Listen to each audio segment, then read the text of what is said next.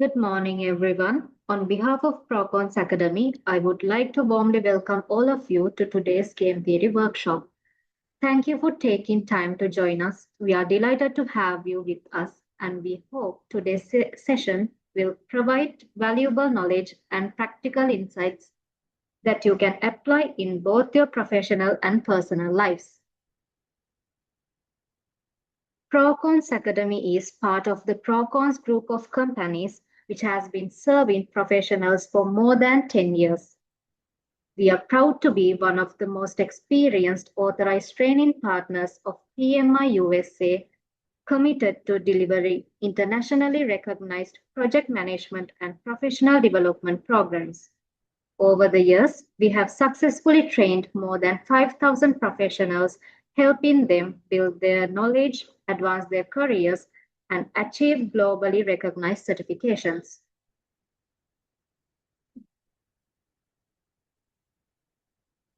At Procons Academy, we offer a range of professional training and certification programs. Among our flagship programs, we have successfully conducted 36 batches of our PMP certification training program and 23 batches of our CAPM certification training program, reflecting the trust that thousands of learners have placed in us. We also have PCM, Power BI, Primavera P6, MS Project, Jira, Advanced Excel, and AIPM. To further enhance the learning experience, all our participants receive access to the Procons Academy LMS, our learning management system, where they can conveniently access live and recorded lectures, course materials, assessments, and additional learning resources at any time. As a part of our commitment to continuous professional development, we have an exciting lineup of upcoming workshops led by distinguished academics and industry experts. Our first workshop on 26 July will focus on AI in project management and will be conducted by Professor Roshan Ragel, Senior Lecturer in Computer Science at the University of Peradeniya. On 30th August, we'll be hosting Leadership and Power Skills for Project Managers conducted by Professor Ranil Sugatadasa, Senior Lecturer in Transport and Logistics at the University of Moratuwa. On 27th September, we'll conduct Project Records and Information Management led by Professor Ruan Gamage, Senior Lecturer in Library and Information Science at the University of Colombo. We warmly invite you to join these workshops and continue your professional learning journey with Procons Academy. Now it's my pleasure to introduce today's speaker, Mr. Pramod Alvis. Mr. Pramod is a highly accomplished engineering and project management professional with extensive experience in both academia and industry. He holds a master's degree in construction project management and is a project management professional and a chartered engineer. He also serves as a visiting lecturer. Mr. Pramod, thank you for joining us today. We truly appreciate your time and your expertise. I now invite you to take over the session. Thank you, everyone. I hope you enjoy today's workshop. All right. Can you all hear me? Yes, sir. Okay. So I guess it was Senori. Thank you very much for the introduction. Without taking much time, I will quickly share my screen. And I'm happy to see that several students are participants are here. All right. Can you all see my screen? Yes, sir. Yeah. So yes, today we are going to get to know a little bit about game theory and its practical applications or uses for project management and our day-to-day work. I'm Pamod Dalvis. By profession, I'm a chartered engineer and a project manager. I do visiting lectures as well. I like to share the knowledge. That's the reason why I do lectures. Before beginning, let's see what are the 5 Ws for the day. Right? You already know the first 2 Ws actually. Senator gave a generous introduction. Right? But something new about me is that I finished writing a book, and that is my first ever book, and looking forward to publishing it within the next couple of months. And why this workshop? For me personally, this is what I love to do. I read, I research, and I like to share the things I learn because the more you share, the more you learn. For the Procons Academy, it is what they do. They believe in promoting the project management profession and the knowledge required to uplift it. They are the only authorized training partner in Sri Lanka for PMI USA, which is known as Project Management Institute. So to fulfill that purpose, they have started this workshop webinar series. And why this topic? I remember when I was invited to do a workshop by Procons Academy, and Mr. Silagasiri, I asked what kind of session is needed, and I provided them with a couple of topics to suggest one among those. So this is what they came up with, probably because of the interesting background. What is there for you, right? I will let you all decide, as I believe this is a very practical and strategic subject area which you can apply not only to project management but to anything, right? But don't worry, although this comes from a mathematics and economics background, you will not go deep into those theories. I will try my best to explain the things in the most simple way possible. And also, this is not mathematics, like I said, economic related workshop. I'm also learning this area. I just started research on this area. So this is about sharing what I have studied and how interestingly we can incorporate those things in that subject area to our profession, which is project management. So let's start with the fundamentals and the definitions, which are supposed to be the most boring part of the day. Game theory studies how to make the best choice in situations of interdependent decision making. Game theory is also a set of tools used to help analyze situations where an individual's best course of action depends on what others do or are expected to do. Game theory allows us to understand how people act in I highly appreciate if you can mute yourself.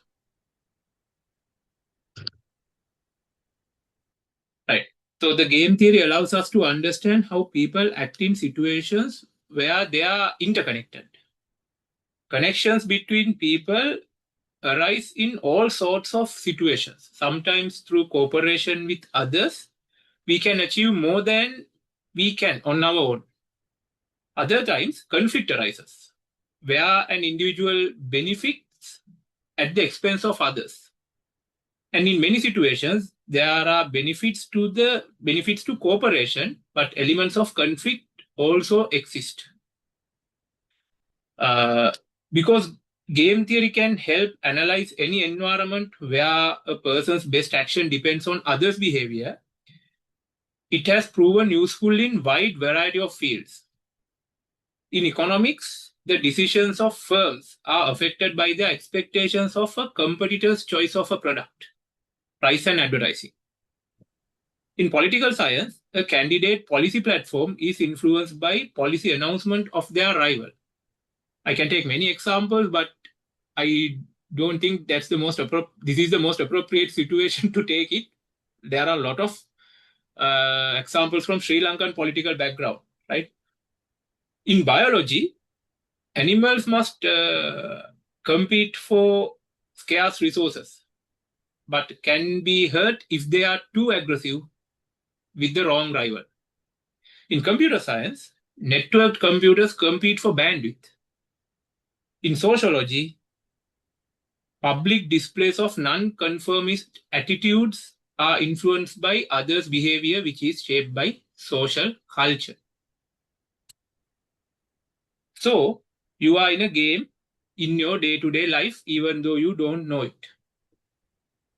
I believe this situation is very common for many of you who drive a vehicle outside the city areas.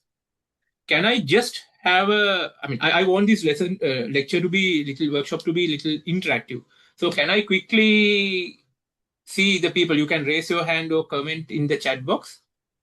The people who are facing this situation in their day-to-day life, where you want to overtake a vehicle when a vehicle comes in front of you in the other lane.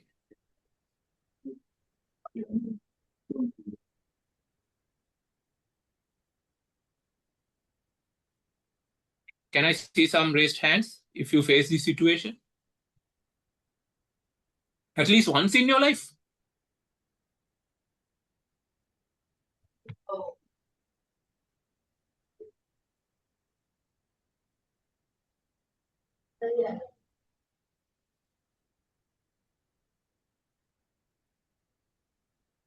Great, right? So your decision to overtake the vehicle in front of you depends on the driver who is driving a vehicle towards you on the other lane. Correct? So thank you very much. I see a lot of hands are raising. Great.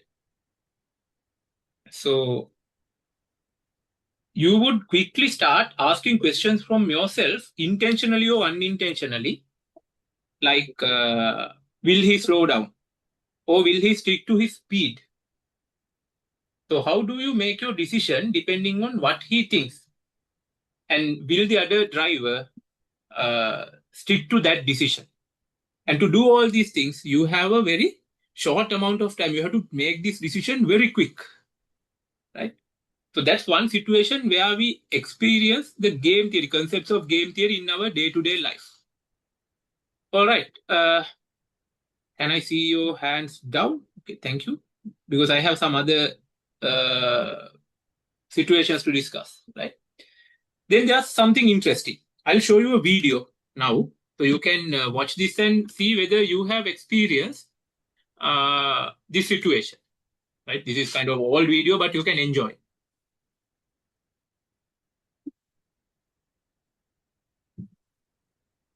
Just to verify, can you all hear the sound of the video?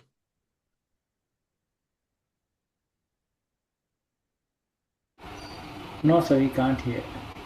I will play it again.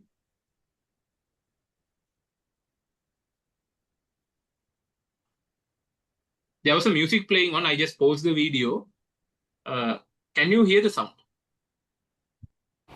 Not yet, sir. No, I'm not playing. Okay, I'll play it now. No, we can't hear.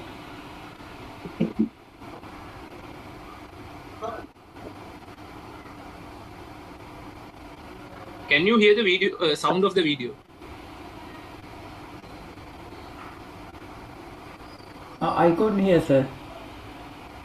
Can I get another confirmation? I just paused the video, but I just No, sir. wanted to.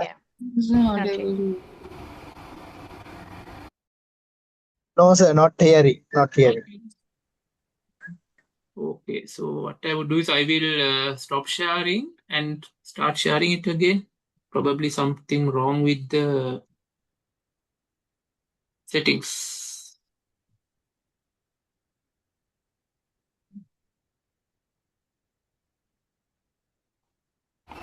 I think you have to enable. Yes. sharing sound. I think now it should work. See whether. Now okay, sir. Now okay. Great, Now great, okay, great. So enjoy the video.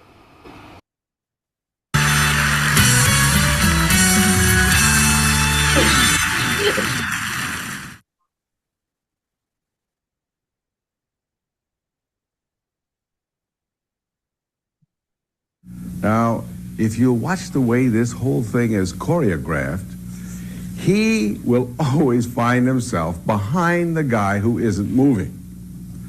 Now, watch the fella in the other line, and they move now.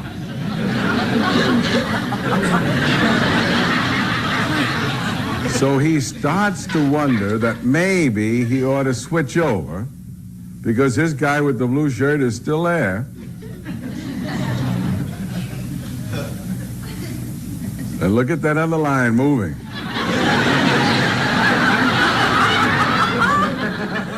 Oh, and there goes 10 minutes of his beautiful lunch hour all shot, and he still hasn't even got near the window. What in heaven's name could that one guy be doing that long? I mean, there isn't that much money in the bank to withdraw. Now he's gonna almost. Somebody beat him. All right, now his line is still stuck. The other line is making some progress. New people. I love that guy in the leather jacket. Yeah, now he's made the big move. He's done it, and now what's going to happen? Now let's see how the guy in the blue works. He is now going to get some action, but you know we're not going to let that man in the blue go until there's someone behind him. Otherwise, our fellow would jump in. Aha. So we'll release the man with the blue shirt as soon as we can. And once again, man, this takes a long time. I can feel for this guy. It's like, now, look at what happened. If he had stayed there. Well, look at, there's only one person behind him now. How about a quick move over to the right-hand lane? No, everybody is piling up on his side now. Now, let's see. Should I go over there? Let's see now. You know, he's going to make the move. And look at this face now. Can you imagine? He's now he can hear. Look, what's this? A clear space.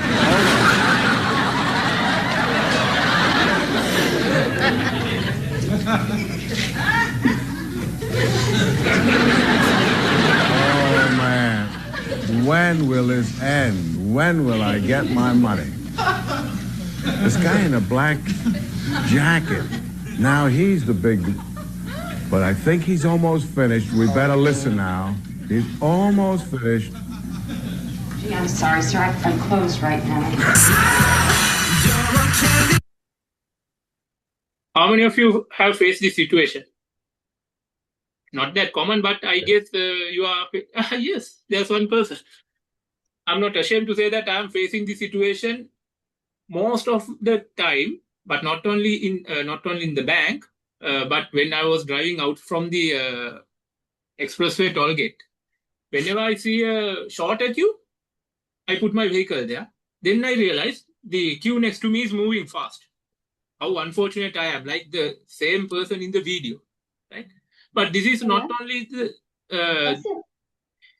hello? අපි කවුද දාගෙන හිටියේ? මම phone එක බල බල හිටියේ. Will you please mute yourself? I highly appreciate your cooperation. I mean, I highly encourage you to ask questions if you have, right? I expect your questions as well, but if so, you can always like barge in middle of the discussion and ask, or else you can raise your hand, right? But other than that, I highly appreciate if you can like mute yourself. Otherwise, I lose my concentration, right? All right. So, which queue will you pick? If you pick Q2, right? What if the person in front of you takes a longer time than the other two in Q1 combined? What if there is a technical issue in Q2 and delay the process for 10 minutes? And if you pick Q1, what if the person in Q2 finishes and leave? And there are many more situations, right? So some of those are choosing when to leave for school considering the traffic, right? Or volunteering for some work in home or office. If nobody volunteers, work remains undone. Sometimes pricing items when selling online. Right? Sellers compare competitors' prices before setting their own. Or else studying in a group project. Some members may work hard while others have free ride. We call them passengers. Right? And also, this is the most common thing, I guess, among all the scenarios, splitting a restaurant bill.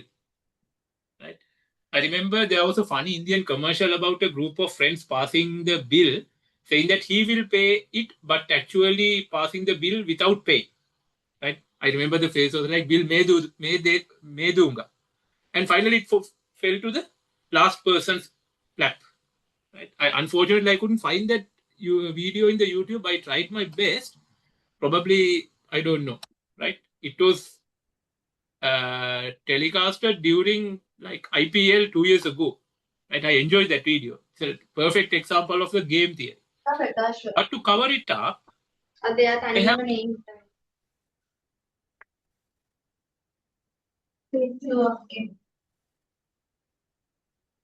I have your full cooperation, please.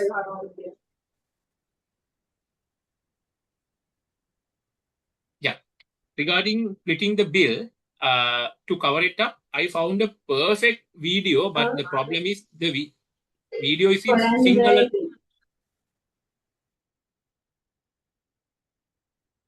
Dear participants, please help myself to deliver the presentation effectively. If you have a question, you can ask. Otherwise, I would encourage to mute yourself. Right? Okay. So I was talking about that video. Yes. There's a perfect video, right? The perfect example of the game theory is in the latter part of the video. It's a funny video, but it is in Sinhala language. Would you mind if I share it? Are there any participants who do not understand the Sinhala language? If so, I highly apologize. I wanted to, this session to be conducted in a universally understood language, but I couldn't find this kind of a video in English language. So would you mind if I play it in Sinhala? Is it okay? Okay, sir. Right. So this video. See. Mali Margam Dekai Aramadagini Yerada Antam Puri Bangka just like that. They the guy with that. Okay, other than better. Maybe not me. Mounting the Alu cam again, me one, me, Alu but cam, no gain on the month. So again now.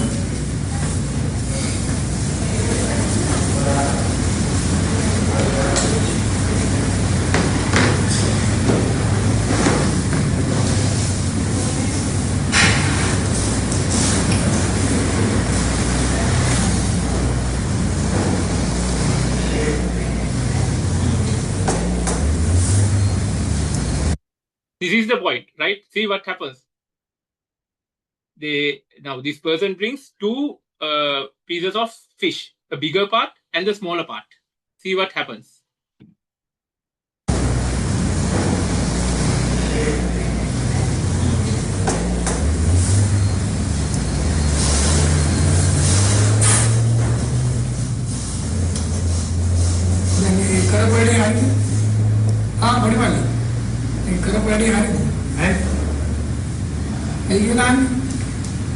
Hey, what upset?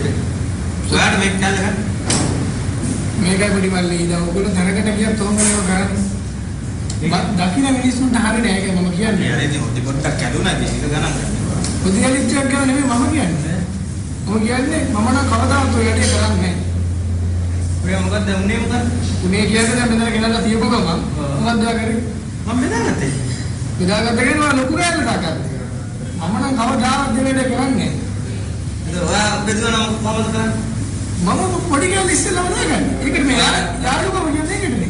ඉතින් හරියනේ දැන් පොඩි කාලේ දෙනවා ඒක දාන්න.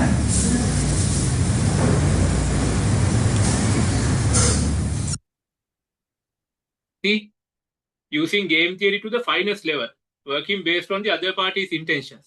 I'm sure you enjoyed the video and had a laugh, after you finish this, after you finish today's workshop, if you watch this video again, it will hit you differently, right? Now, I mean, towards the end of this session, we are discussing something called dominant strategies and dominated strategies.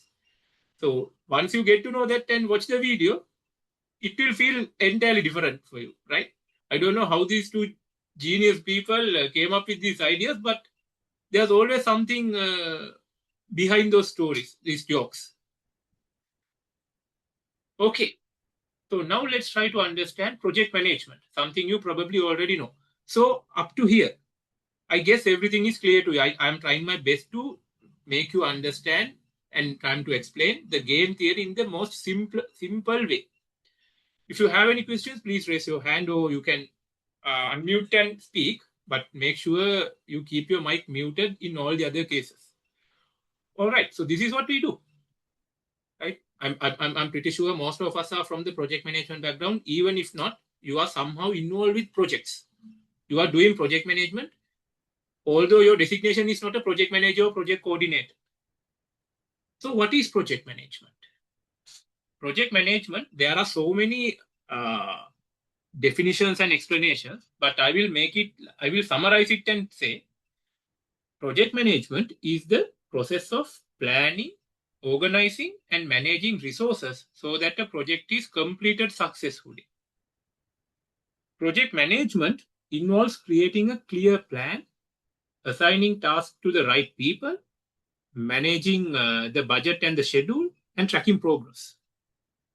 The goal is to make sure the project is completed on time, within the budget, and meets the required objectives. There are several key areas that project managers focus on. These include managing time to meet deadlines, controlling costs to stay within the budget, ensuring quality standards are achieved, reducing risks that may affect the project, and keeping stakeholders satisfied through regular communication and successful outcomes. Project managers also face many challenges. These include limited resources, budget constraints, coordinating team members, dealing with risks and uncertainties, and managing vendor relationships. Good planning and communication help overcome these challenges. So in summary, project management is about balancing time, cost, quality, and resources to achieve project goals while effectively handling challenges along the way. Now we come to the most important part of today's session. Why use game theory in project management? Game theory is the study of how people make decisions when their choices affect each other. It helps project managers think strategically and make better decisions. We use game theory in everyday situations, often without realizing it. It helps us understand how people may react to our decisions. By thinking ahead, we can make smarter choices and sometimes turn a situation where everyone might lose into one where everyone benefits. In project management, game theory is valuable because projects involve many people with different goals and interests. It helps project managers predict how stakeholders may behave and prepare for different situations. It also helps resolve conflicts by finding solutions that work for everyone. By understanding how team members and stakeholders make decisions, project managers can improve teamwork, allocate resources more effectively, and make better decisions even when there is uncertainty. So in short, game theory provides a structured way to analyze decisions, improve collaboration, and increase the chances of a project success. All right. Are we clear so far?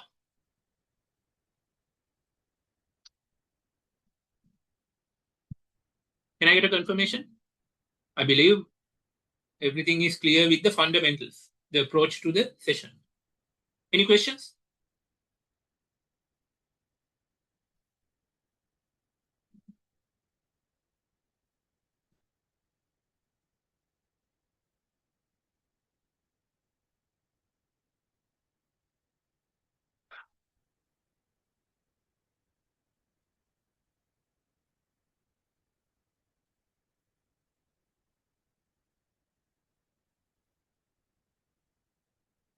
Right. Looks like no questions. So let's see what are the key concepts of game theory. Game theory usually assumes rationality and common knowledge of rationality. Rationality refers to players understanding the setup of the game and exercising the ability to reason. Common knowledge of rationality is more subtle requirement. Not only do we both have to be rational, but I have to know that you are rational. I also need a second level of knowledge. I have to know that you know that I am rational. I need a third level of knowledge as well. I have to know that you know that I know that you know I am rational. I'm not sure whether I told it correctly. Let me reiterate, right? So telling this also a little bit confusing. So the first level of knowledge I need to have is I have to know that you are rational. The second level of knowledge I need is I have to know that you know that I am rational. The third level is I have to know that you know that I know that you know I am rational. I guess I said it correctly.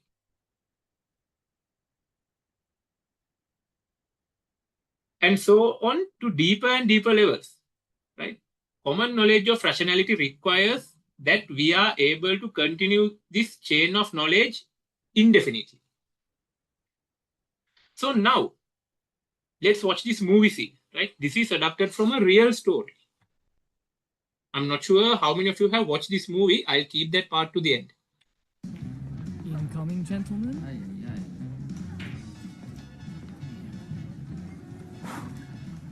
Deep breaths. Nash, you might want to stop shuffling your papers for 5 seconds. I will not buy you gentlemen beer. Oh, we're not here for beer, my friend. Oh. Does anyone else feel she should be moving in slow motion? Will she want a large wedding, you think? Should we say swords, gentlemen? Pistols at dawn? Have you remembered nothing? Recall the lessons of Adam Smith, the father of modern economics. In competition, individual ambition serves the common good. Exactly. Every man for himself, gentlemen. Yeah, and those who strike out are stuck with their friends. I'm not going to strike out. You can lead a blonde to water, but you can't make her drink. I don't think you said that. All right, nobody move. She's looking over here. Right, she's looking at Nash. Oh, God.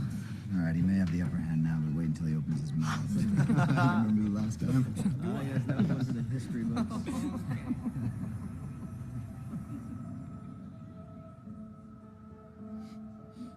Adam Smith needs revision. What are you talking about? If we all go for the blonde,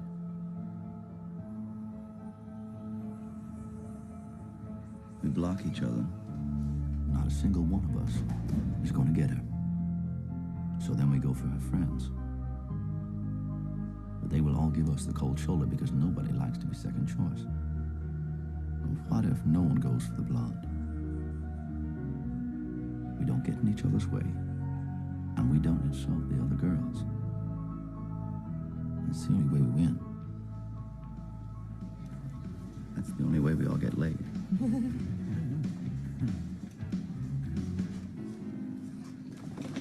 Adam Smith said, the best result comes from everyone in the group doing what's best for himself, right? That's what he said, that's right? Incomplete.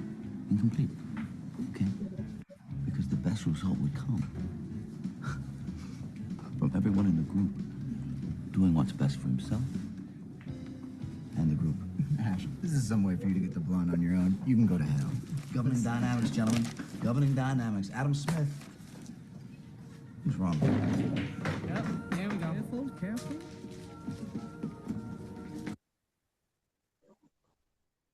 Right.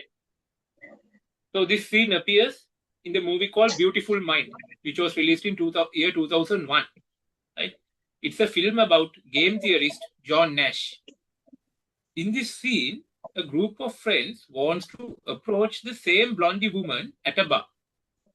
If they all go after her, they block each other and nobody succeeds. Nash realizes that the best result happens when everyone changes strategy and cooperates indirectly.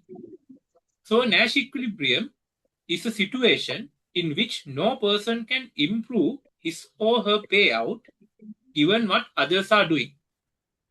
To put it another way, given the choices that everyone else is making, you are making the best possible choice that you can. For the record, John Nash went on winning the Nobel Prize for this epic invention. Obviously, thanks to that pretty blondie woman in the bar. So just to make it further easier, the very simple definition is Nash equilibrium is a situation where nobody can do better by changing their decisions alone. Or even simpler, everyone chooses the best strategy based on what everyone else is doing. The most important point is no one has a reason to change their actions alone. Silence.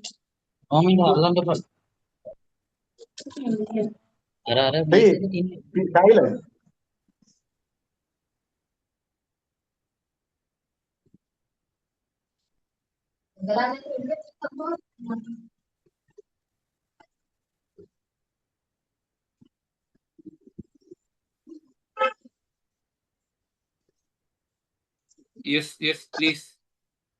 I don't know how many times I have to say this. Okay. So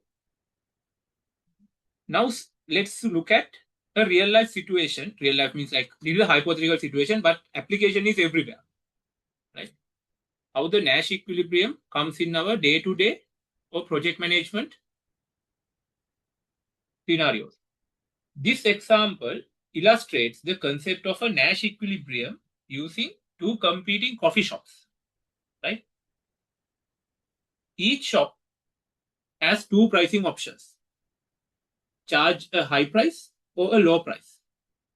The numbers in the table represent the profits earned by the shop A and shop B. Right? I'll get my mouse pointer. Yeah. So this table depicts the number. These numbers represent the profits earned by shop A and shop B for each combination of strategies. If both shops charge high price, right? Shop A and B charge high price, each earns a profit of 10. However, each shop has an incentive to lower its prices because doing so increases its own profit to 15, while competitor earns only 4. Right? See, if both shop A and B has high prices, both will get a profit of 10. If shop B lowers its price, their sales will go up. So he will make more profit, while A will make less profits. The same thing would do for with happen with A as well, right? This is the mirror, exact opposite of shop A and B situations. And if they both reduces the prices, they will make a profit of 6 each. Is this table clear to you? I think this is easy to understand, right?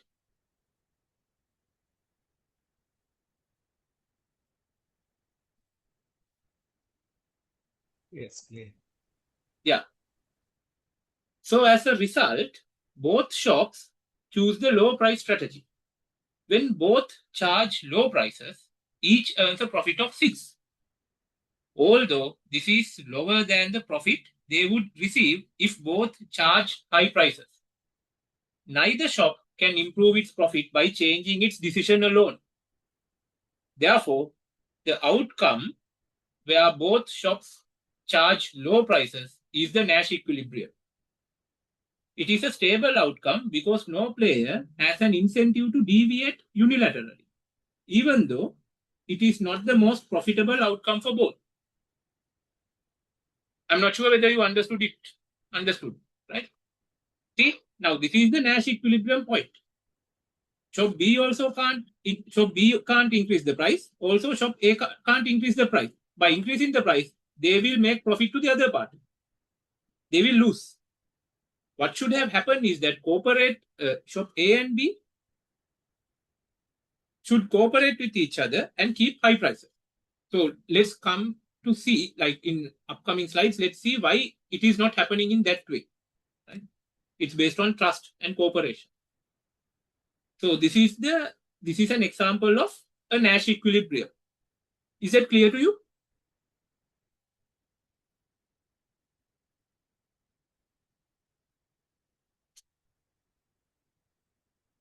Is it clear to you?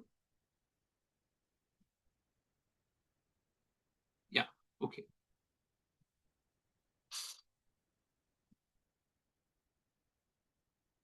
So the other concept, right? One of the most famous concepts in the game theory is the prisoner's dilemma, right? It was introduced and named by the Canadian mathematician called Albert Tucker. Right? Imagine that two people are arrested for a crime and are placed in separate rooms. Let's call them Ben and Alan. Right? If you read game theory books, you will see several names, right? Like this same story is in different ways with different numbers in different books, right? But for this, I have picked like the names Ben and Alan and certain amount of numbers with their prison time, right? So these two people cannot communicate with each other. Each prisoner has two choices. They can either stay silent or betray the other prisoner. If both prisoners stay silent, there is not enough evidence against them. So they both receive a light punishment. If one prisoner betrays the other, while the other stays silent, the prisoner who betrays goes free, while the silent prisoner receives a much heavier sentence.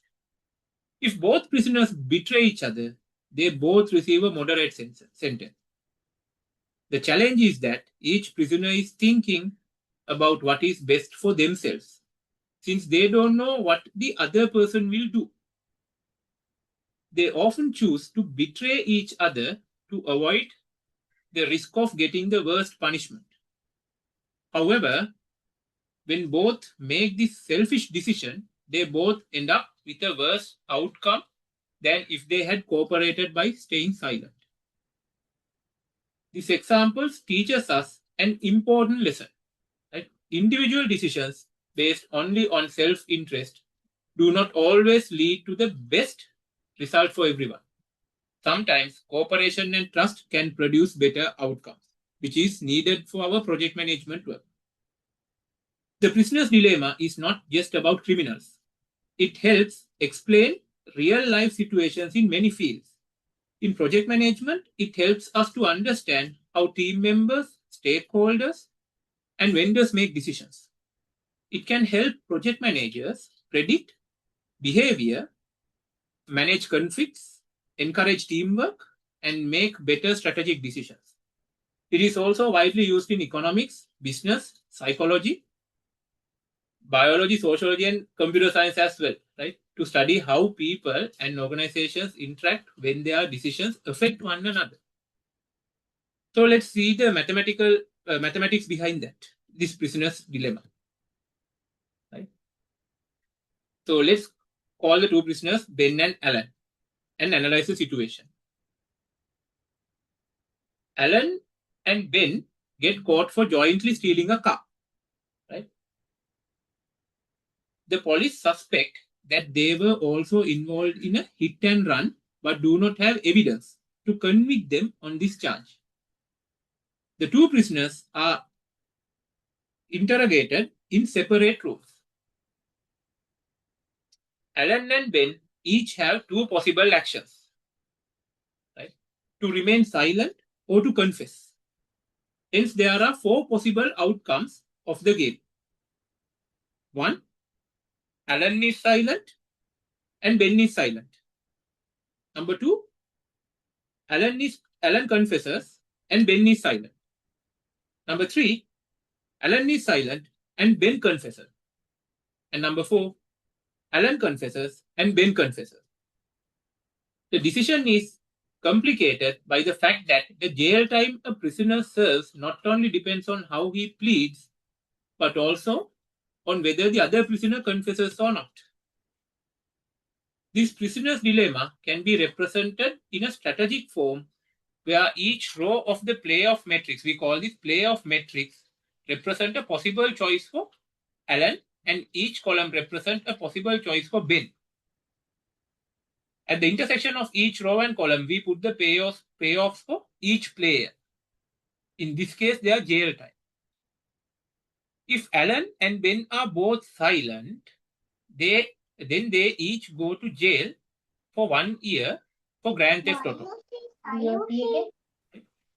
This is a bad thing. So their payoffs are negative. Alan -1, Ben silent -1. If both prisoners confesses, each goes to jail for 10 years. So that means Alan -10, Ben -10. To obtain a confession on the hit and run, the police offer a plea deal. If just one prisoner confesses and testifies against the other, he will walk free, while the other goes to jail for 15 years, which is represented by these two boxes, these two quadrants. The prisoners understand the payoff matrix and are aware that they both face the same matrix.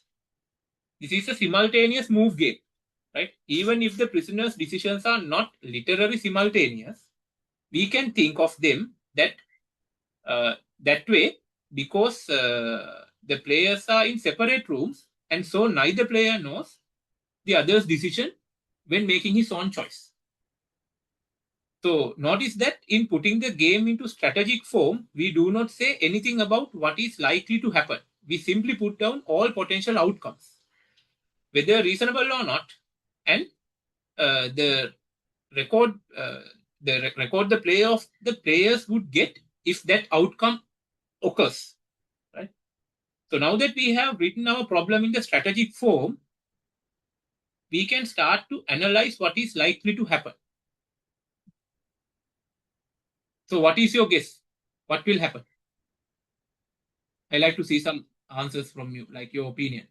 What do you think that they will do?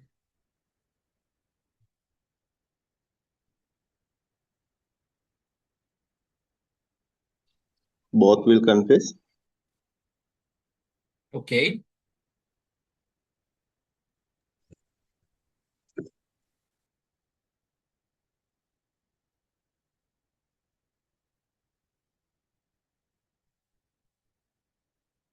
Yeah, by analyzing the situation, we know the best possible outcome should be to remain in silence. But will they trust each other?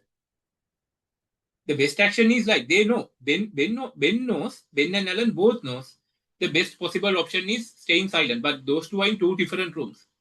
But will they trust each other? What if Alan stays silent and Ben confess?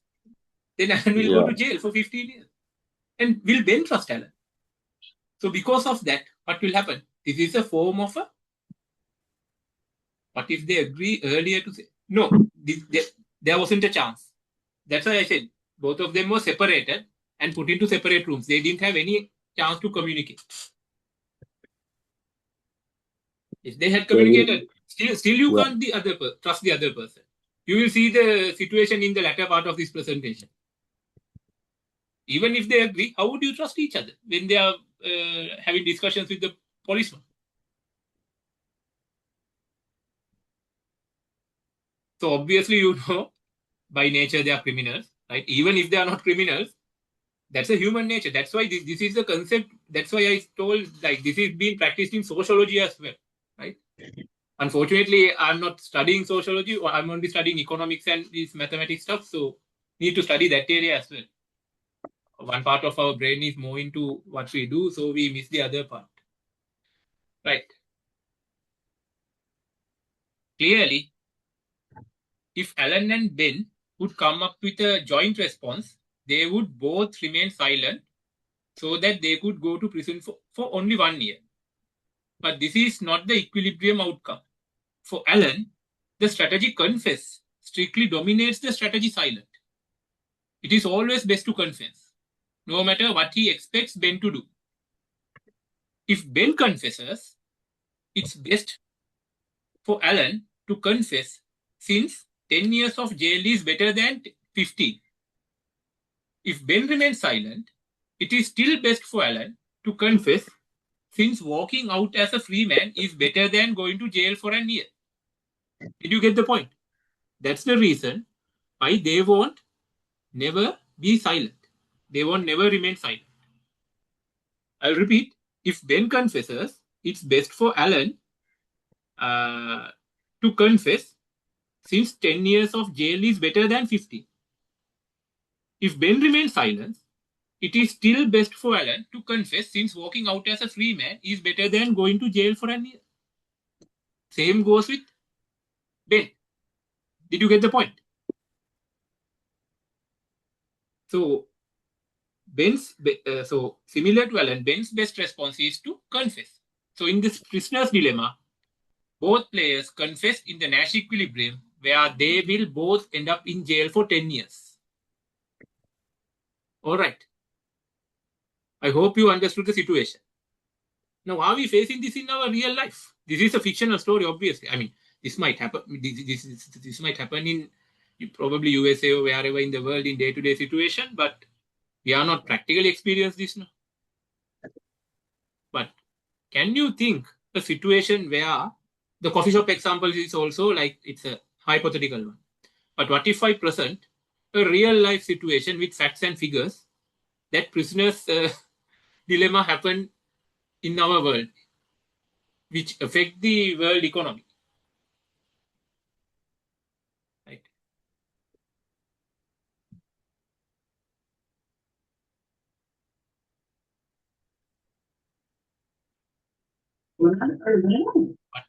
What is they agree earlier to stay? Still, even if they agree to stay still silent, will you trust the other person? That's why I said, whatever the other person do, it's always best for you to confess. That's the whole point. Generally, we generally say sometimes we don't have that proper communication. We guess what the other person will do. That's the idea of the game theory. Guessing the other person's intention, even if we know, how will we trust it? So because of that, we are pushed to Nash equilibrium or prisoner's dilemma, the worst outcome for both parties. That's the point. So we saw this. I didn't see this. I wasn't even born during this time. But this is from the history, right? OPEC and the oil prices between 1970s to 1987, right? During 1970s, OPEC significantly influenced global oil prices by coordinating oil production among its member countries. As a result, oil prices increased dramatically from under $3 per barrel in 1973 to over $30 per barrel by 1980. This increase was also driven by major geographical events, including the 1973 oil crisis and the Iranian Revolution. Those who are reading history, you might remember. Right? That's a very fruitful part of the history, how Iran transformed from how the Iranian culture transformed during this period. Right? There was another good movie, Ben Affleck was there. I don't remember the name, but you could watch that. That movie also has good examples, like good lessons for us to get to our day-to-day project management work, mostly about leadership and taking responsibility. Right? Argo, yes, indeed. So at that time, so at that time, many experts believed oil prices would continue to rise beyond $100 per barrel. However, in mid-1980s, OPEC's ability to control prices weakened due to increased oil production from non-OPEC countries, lower global demand, and some members exceeding production quotas. Consequently, oil prices fell to around $10 per barrel in 1986 before recovering to approximately $18 per barrel in 1987. Right? So let's plot the game theory model.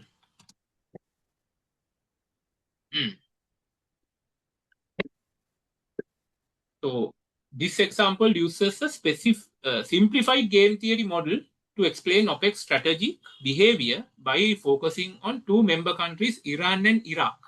Right? Each country has two production choices, either 2 million barrels per day or 4 million barrels per day.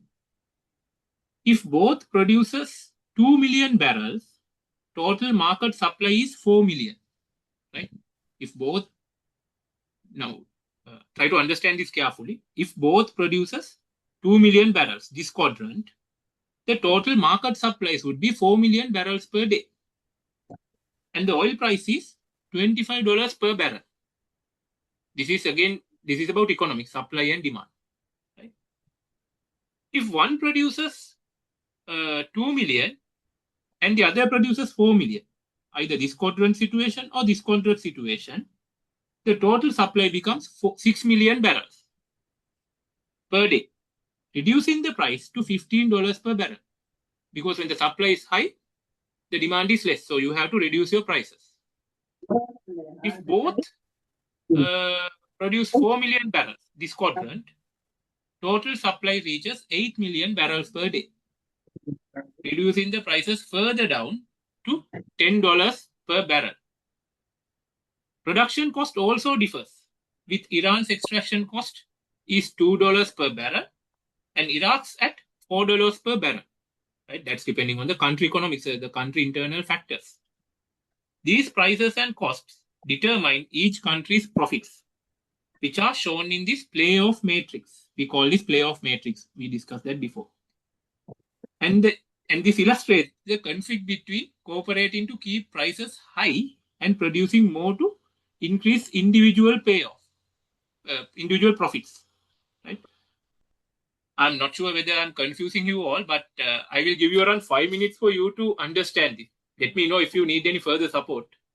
This is the most complex calculation we do for this entire session, nothing more. Right? So take around 3 to 4 minutes and try to understand the mathematics here. Not that difficult, but might be confusing.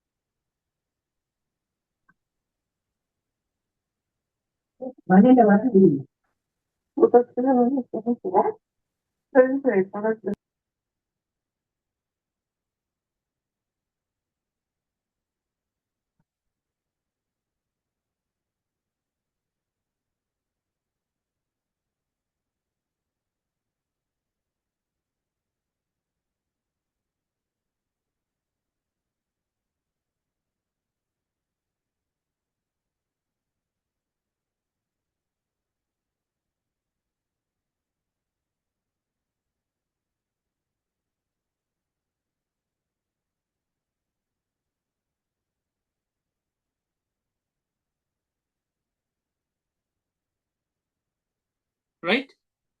Are we good to move forward? Is there any confusion, or do you want any further clarification on these numbers?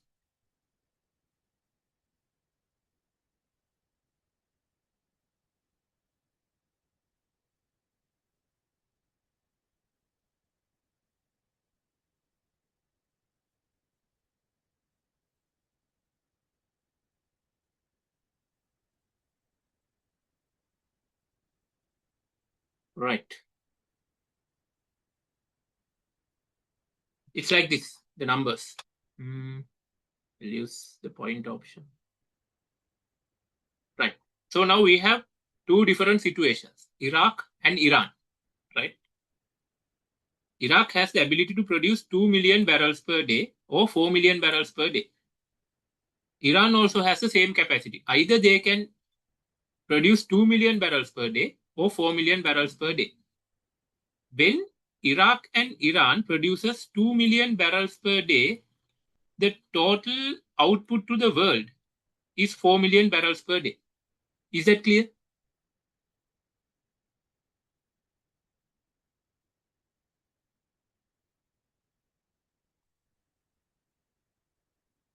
Is that clear? Yes. Yeah. So if Iran produces 2 million barrels per day, and Iraq produces 2 and Iran produces 4 million barrels per day, the total output to the market is 6 million barrels per day. Similarly, here also 6. And here, if both the countries produces 4, the number of barrels would be 8, the supply to the market. So there are 3 possible scenarios. 4 million barrels per day output to the market, 6 million barrels per day, or 8 million barrels per day to the market. So this is the supply.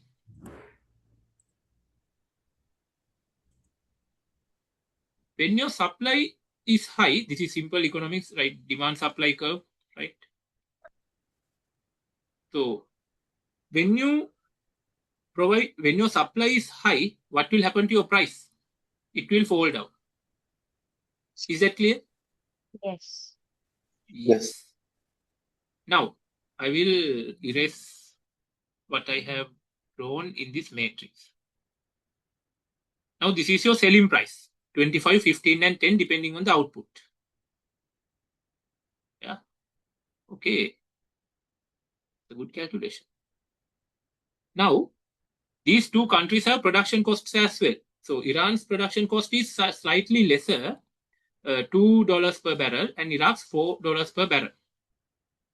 So, what's your profit? Profit is selling price minus cost.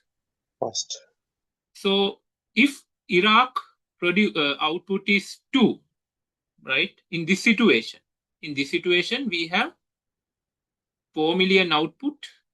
I will draw it in a different color. Yeah, I'll keep. Output is 4 million. Here, 6 million. Here, 6 million. Supply. This is 8 million. So, in this situation, Iraq's this situation, they have 4 million supply to the world. So, the price is 25 per barrel. Iran's, this blue color one is Iraq's quadrant. Iraq's cost per barrel is 4. So 25 minus 4. 25 minus 4 is 21. $21 per barrel. They provide 2 million barrels. So 42 million profit. The same scenario for Iran is that they also provide 2 million barrels to the world. And the supply is 4 million in this situation. So the price is 25. Iran's production cost is 2. So 25 minus 2, 23. Iran's profit is $46 million. Is that clear? Yes. So the same thing here. Now, if you consider this situation, Iraq's output is $4 million. 4 million barrels. Iran's output is 2 million barrels. The total outcome is 6 million barrels to the world. This is the currently in this situation. This is the market price now. So 15 per barrel, right? So Iraq, their production cost is 4, selling price is 15, profit is $11 per barrel. So they provide 4 million barrels in this situation. So their profit is 44 million. Is that clear? So for Iran, the market price is now 15. They have to sell it for $15. Their cost is 2. So 15 minus 2, 30. So they produce 2 barrels in this situation, 2 million barrels. So their revenue is, so their profit is 26 million. I guess now it's clear to you. Do you need any further explanation?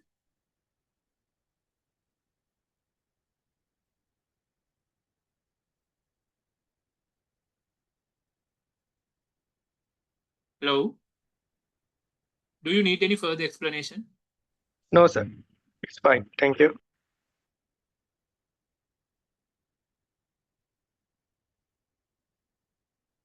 Right. So I will remove all this. Yeah. don't worry. This is, I mean, the real game theory, the real mathematics is much more complex, right? Even I'm having a hard time in understanding this. Honestly, some of those I still can't because I didn't do mathematics for my subject. I did civil engineering degree. I did the last time I did mathematics, it was in my second year of the university. Now I have almost forgotten everything. So I'm just having a tough time understanding, but it is not that difficult, right? So this is one of the most easier parts in the concept, right? Okay. So now how this prisoner's dilemma applies here. Right? In this example, both Iran and Iraq have two choices. They can produce either a low amount or high amount of oil. When we compare their profits, we find that producing higher amount is better for each country, no matter what the other country does. See, this green color one, Iran, producing higher amount is always better individually. For Iran, if you produce 4, the profit is 52. For Iraq, if you produce 4, it's 44 million. Right? This is called a dominant strategy. For Iran, producing 4 million barrels always give more profit than producing 2 million barrels. Whether Iraq produces a low or high amount. Here also, see, it's despite the production of Iraq, producing more gives more profit to Iran. And same goes to Iraq as well. See, 44 is always better. It is depend on the others production as well. The both are producing 4, then profit will 24 and 32, right? Yeah, I'm coming to that. Last I'm talking. Yeah, I'm coming to that. I'm just coming with the thinking process, right? If Right, we okay. think individually, this is called dominant strategy. If Iraq analyzes, if Iran analyzes, if Iran thinks individually, producing more barrels always gives you more profits. Whether Iraq produces 2 million or 4 million. If Iraq produces 2, still you will have a higher profit than producing lower amount.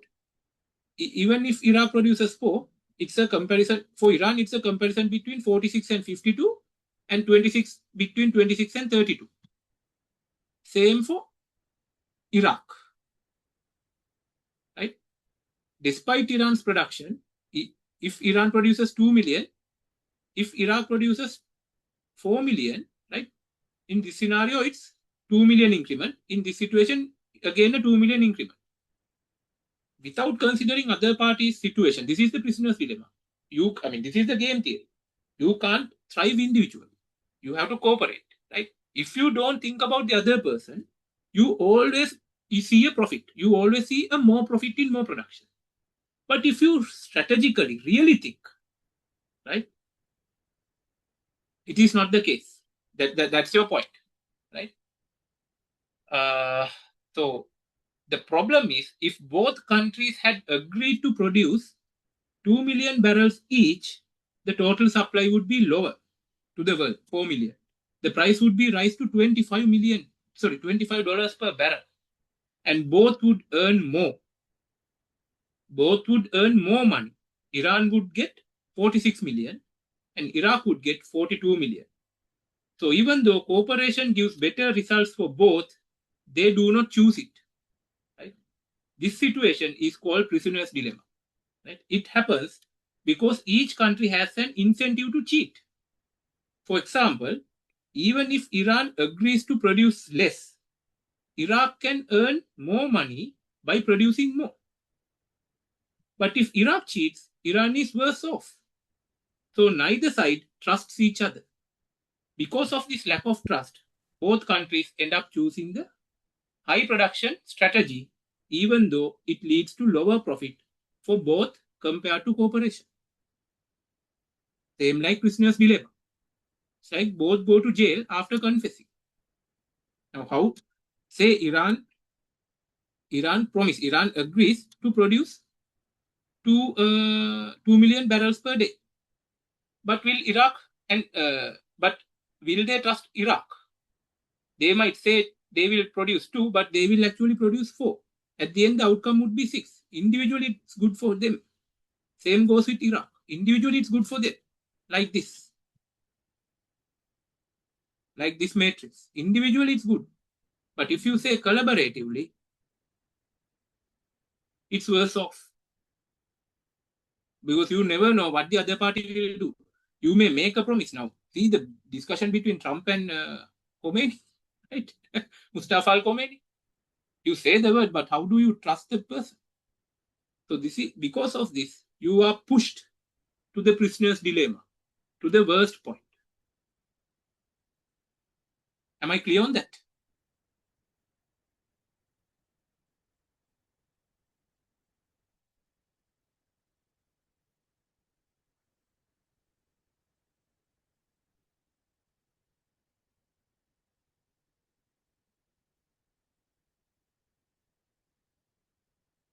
Yeah. So that's the simple most explanation for prisoner's dilemma. So let's see, where do we find this concept in our day-to-day work application? Obviously without mathematics, right? I don't want to take mathematics into our project management work unless it's for a Gantt chart or earn value, right? Number 1, resource allocation. Resource allocation is one of the biggest challenges in project management because resources such as budget, manpower, and equipment are usually limited. Different teams often compete to obtain the same resources for their tasks. Game theory helps project managers to analyze the priorities and strategies of different teams before making allocation decisions. Instead of giving resources randomly, managers can evaluate which allocation creates the best overall outcome for the organization. For an example, imagine 2 departments competing for a limited number of skilled engineers. If one team receives all the engineers, the other team may fail to meet deadlines. Using game theory, the manager can balance the distribution so both project progresses efficiently. This approach improves fairness, reduces conflicts, and ensures resources are utilized effectively. The second application is risk management. In project management, risk can arise because stakeholders may act according to their own interest. Suppliers, contractors, or even team members may make decisions that affect the project negatively. Game theory helps managers predict possible behaviors and prepare suitable responses. By understanding how other parties might react, project managers can create strategies to reduce uncertainty and minimize losses. For example, a supplier may intentionally delay material delivery to reduce operational costs. To handle the risk, the project manager can include penalty clauses in contracts, maintain backup suppliers, or even provide incentives for timely delivery. As a result, organizations become more prepared for uncertainties and projects are less likely to face major disruptions. But it will eventually cost you more. The more your contingencies, the more your uncertainties, more the budget you have to allocate. And then negotiation with the vendors. Negotiation is a critical part of project management because project managers frequently interact with vendors and suppliers regarding prices, deadlines, and service quality. Game theory provides a structured way to understand negotiation strategies. It helps managers predict how vendors may respond to offers and counter-offers, allowing them to choose the most beneficial strategy. For example, if several suppliers are bidding for the same contract, the project manager can use competitive bidding strategies to encourage lower prices and better service conditions. The main goal is not always to defeat the other party, but to achieve a win-win situation where both the project team and vendor benefits. This leads to stronger long-term relationships and better project outcomes. Right? I wasn't planning to share this, but this came to my mind just now all of a sudden. So I will explain this using whiteboard, right? This is how I do negotiations, right? So this This is the strategy we use to achieve win-win situation in a negotiation. So let me try to share the whiteboard. Is whiteboard option there? Yes.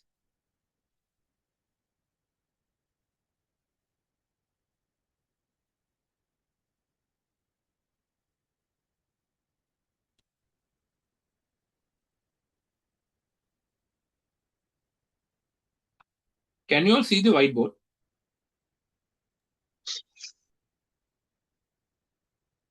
Hello? Yes, we can see. Yes. Yeah. So, let's say I get 3 quotations from supplier. Oh, what happened to the whiteboard? Something went off.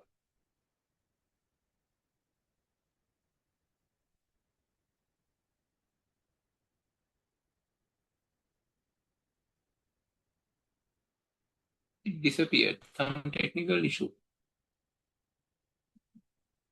But sir, we can see shared whiteboard. No, but it's not working for me. It shows something like it's not like reloading or something. It disappeared for me. I will share it again.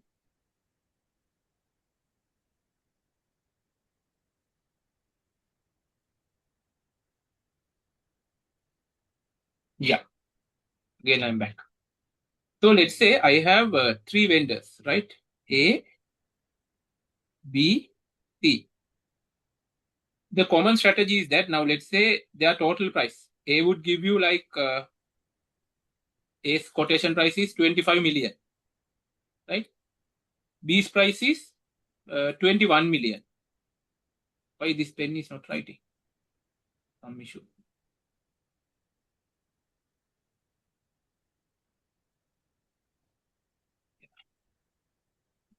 B price is 21 million. Let's say C's price is 30 million. Generally, what I have seen, what many people does is that they just negotiate on this. They ask, hey, this is not going to work. What I will do is I will stop sharing this whiteboard and draw this in somewhere else, probably in MS Paint.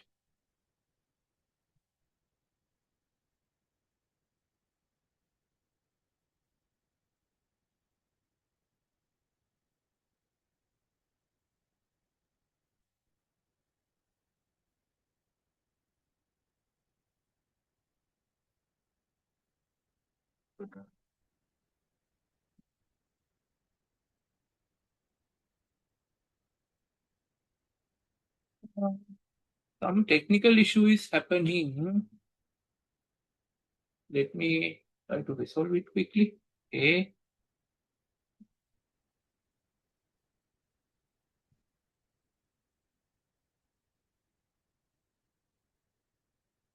Can you see my window, the paint window?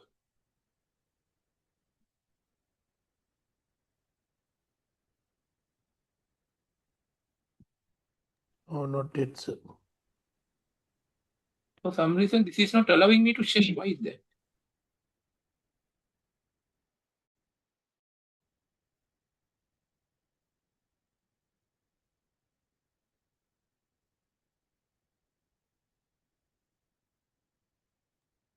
So then you can better take a empty, like empty screen on PPT and do it. Sir. Think. Oh my God, my entire laptop's display went off. What can I do? If you don't mind, shall we take a quick break and come back? Can you give me 10 minutes? I Yeah. will try to resolve this matter and join. Apologies for the inconvenience because I don't see anything in my screen.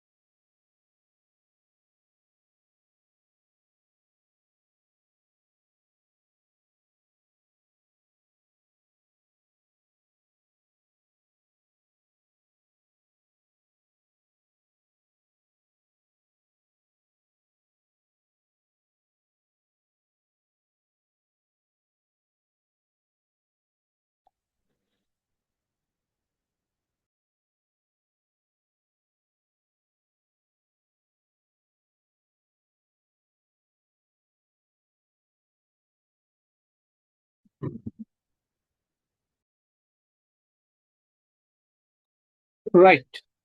Are you all there? Can you hear me? Yes, sir, we can hear you. Thank you very much, and so sorry for the inconvenience. All of a sudden, I lost my display in the laptop. I don't know what happened. Right.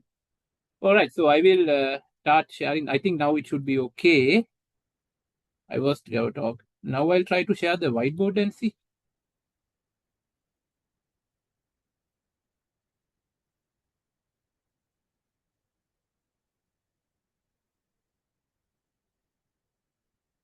Yeah.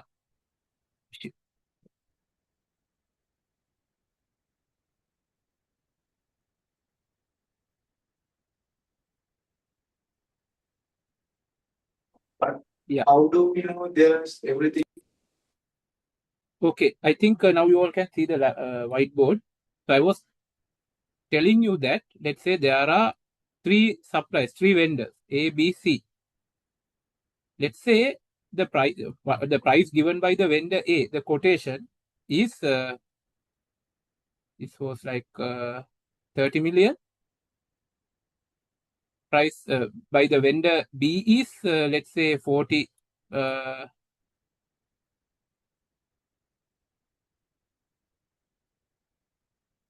45 million,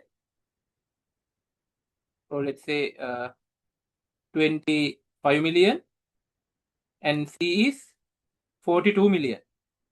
What would generally most of the people, what they do is they just negotiate on the bulk price, right? They get what's the maximum you can do. So A might reduce its price to 28, B might reduce it to 23, or else they only work on this price. But it should not be the way. What you should do is you should tabularize the services they offer. We in construction we call it BOQ. So let's say you have to give the same BOQ or same scope of work to three of these to achieve the fairness. Let's say service 1, service 2, service 3, service 4, right?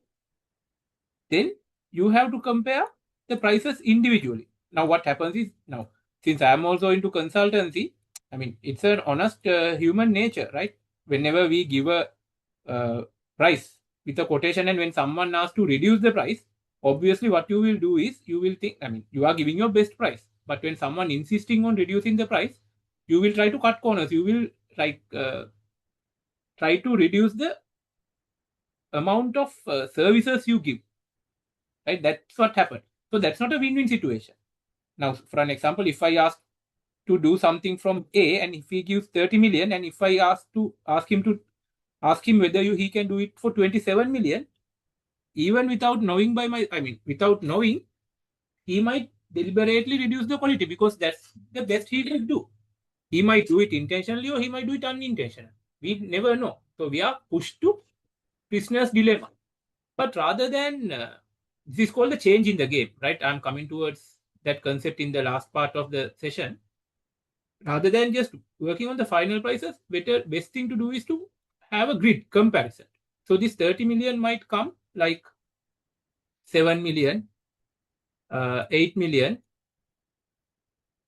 10 million, and 5 million. B might give 25 million, like here 10 million, 4. Oh, please don't work here. I mean, refrain from moving the object in the whiteboard. Right? Please allow for me to work, only me. Right? I see some of you are doing something here.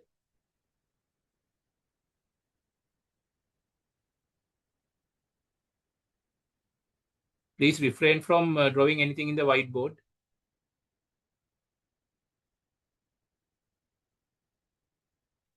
Again, another 10 here, 1 million here. Right? So then he might give prices like probably 9 million, 12 million, 21 million,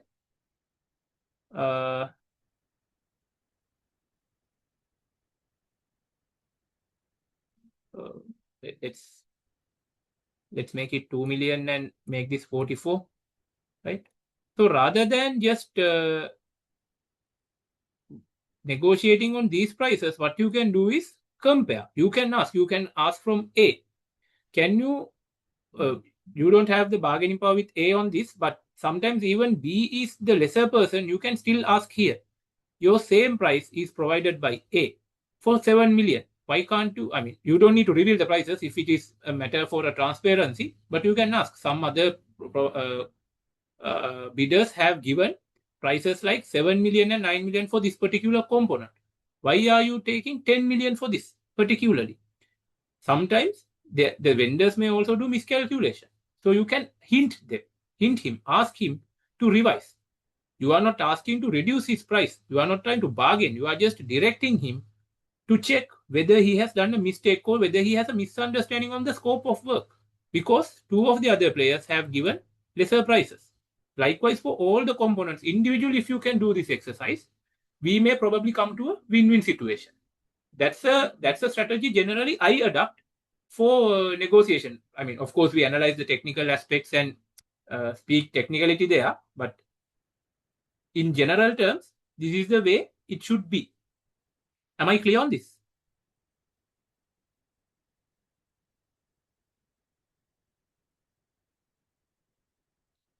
Hello? Sir, so small question. So even now, if we find some part of the scope, like some vendors are price is comparatively lower than others. Now, in such case that even though he has not made a mistake, or it is like they are labor or something, they are high price, and if it's like that, so can we anyway can we get the work from the scope 1 and 2 from one supplier and 3 and 4 from other suppliers? What do you think, that is such a big project? Can we do like this, or is it recommended to do like that? Of course, if the problem is your budget, right? I mean, generally, before we go for tendering, we have an estimate. We call it engineers. I mean, in civil work, we call it engineers estimate, or even we get consultants estimate for any other projects, right? So you compare it with the prices. If it is lesser than, I mean, more than that, you could do that. But we do not recommend to do that if the price is lesser than or equal to the consultant's estimate or your internal estimate. The problem is when you divide your work, and there will be some unnecessary problems, the coordination issues. We always encourage the single point of responsibility. That's why we floated the tenders mentioning the four work items to get it from one person. If you just divide it and you can do that, there's no objection. There are legal provisions, contractual provisions in most of the cases, but if you do that, again the problem will bounce back to you with the coordination and all, with the responsibility and all. At the end, no one will be there to take the responsibility and it will fall into you. Because of that, it is not recommended. But there's no objection to do that. Okay, sir. Thank you. Right. Okay.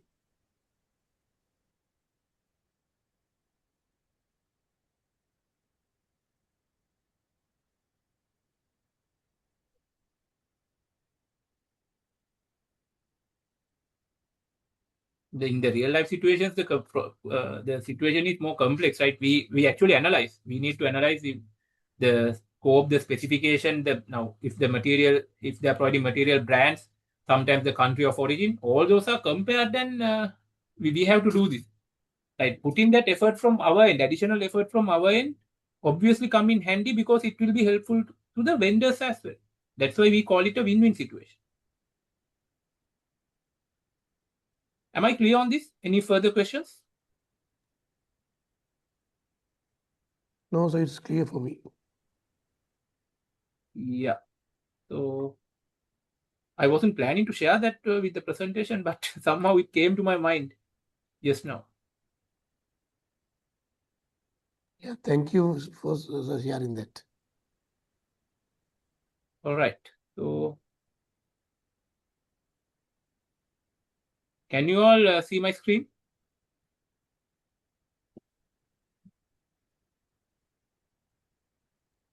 Yes, we can see. Yeah. So we were here. So the next application would be the team collaboration, right? Successful projects depend heavily on teamwork and collaboration. However, sometimes team members may focus more on their personal goals rather than overall objectives. Right? We get this problem mostly in big companies. Even these organic companies, that this problem is not much there. But when you are working with corporates, big hierarchical companies, you will definitely come across this situation. Right?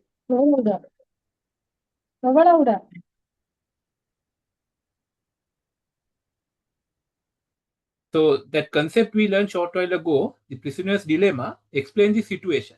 It shows that when individuals act only for personal benefit, the final outcome can become worse for everyone. On the other hand, cooperation usually produces better long-term results. Project managers can use this understanding to create systems that encourage teamwork. For example, organizations may reward collaboration, promote knowledge sharing, and build trust among team members. When employees understand that cooperation benefits everyone, team performance and productivity improve significantly. The last application is conflict resolution. Conflicts are common in projects because different stakeholders often have different priorities and expectations. Disagreements may occur regarding schedules, budgets, resources, or responsibilities. Game theory helps project managers analyze the motivations and possible actions of each stakeholder. By understanding each party's interest, managers can identify solutions that are beneficial to everyone involved. For example, if two departments disagree about resource usage, the manager can negotiate a compromise where both departments receive enough support to continue their work effectively. This strategic approach reduces tension, improves communication, and helps maintain positive relationships among stakeholders. As a result, projects can move forward more smoothly and successfully. Right. Any questions so far? Because I'm going to jump into the most interesting part in this session. I'm pretty sure you will like that. But before that, let's try to clear our gray areas.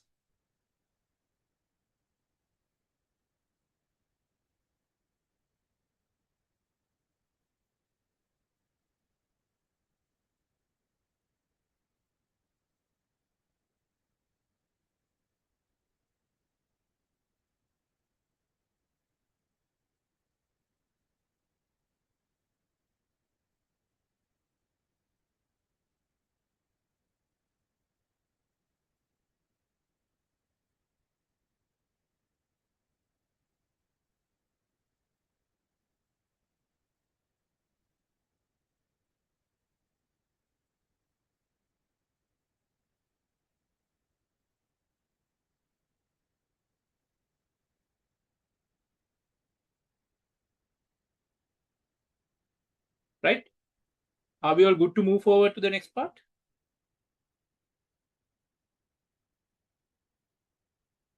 All right. So this is about winning the game. I'm sure some of you are thinking all these theories about stalemate positions, and the only way to win you might be thinking that most of the time our game is about stalemate, and the only way to win is the collaboration. While thinking like that is partially correct, there are things that you too could do where you can create an advantage. So let's see what those strategies are. So let me share a story. Right? One night, I was trying to get a tuk-tuk in goal. Right? I chose to stand near a busy interaction, but away from the crowd. Luckily, a taxi came towards me, a tuk-tuk. Just before I was about to get in, a woman said that she had been waiting first and that I was taking her tuk-tuk. I politely told her that I hadn't seen her. Honestly, I didn't. I also pointed out that another tuk-tuk was coming right behind mine, so she could take that one. She was making a face, but followed my suggestion. While riding in the tuk-tuk, I thought about what had happened. Right? I couldn't understand why she had shouted at me. If her main goal was to get a taxi, shouting didn't help at all. The reason is that she didn't think about the situation from my point of view. Since I was standing closer to the taxi, I had the chance to take it, knowing that she had several better options to improve her chances of getting a taxi.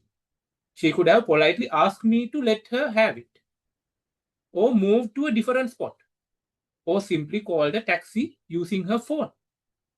Any of these choices would have given her a better chance. But by shouting at me, she only made me less willing to help, which reduced her chances instead. So in game theory, when a player's action, like her yelling, leads to worse outcome than another action, like her hailing the other cab going by, for every possible way other players decide to act, right, the action is said to be dominated. There is an obvious lesson from game theory. Never choose a dominated action. If you learn one thing from this workshop, let this be the lesson. Please never ever play dominated strategies. Dominated strategies are not just bad decisions, they are the worst possible decisions. Buying lottery ticket is a losing bet and generally not smart. But even then, you have a chance to win. So you can think of playing a dominated strategy as worse than buying a lottery ticket. You are always better off avoiding dominated strategies.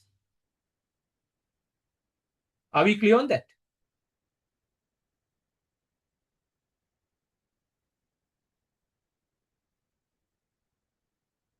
Is it clear? So now in your analysis, what you just told about this taxi issue, right? So you also had several choices now, rather than, hailing a tuk-tuk on the road, you also could have ordered a taxi via app or something like that. That's what I'm going to come next situation. I took the dominant strategy.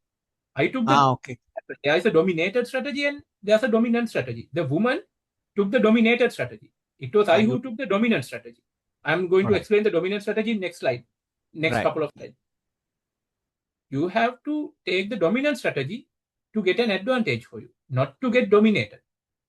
So I went to a better spot where I can pick a tuk-tuk easily. I didn't know the woman actually. Right? I didn't see her. That's what I did, taking a dominator strategy. I just changed my spot to get a better opportunity.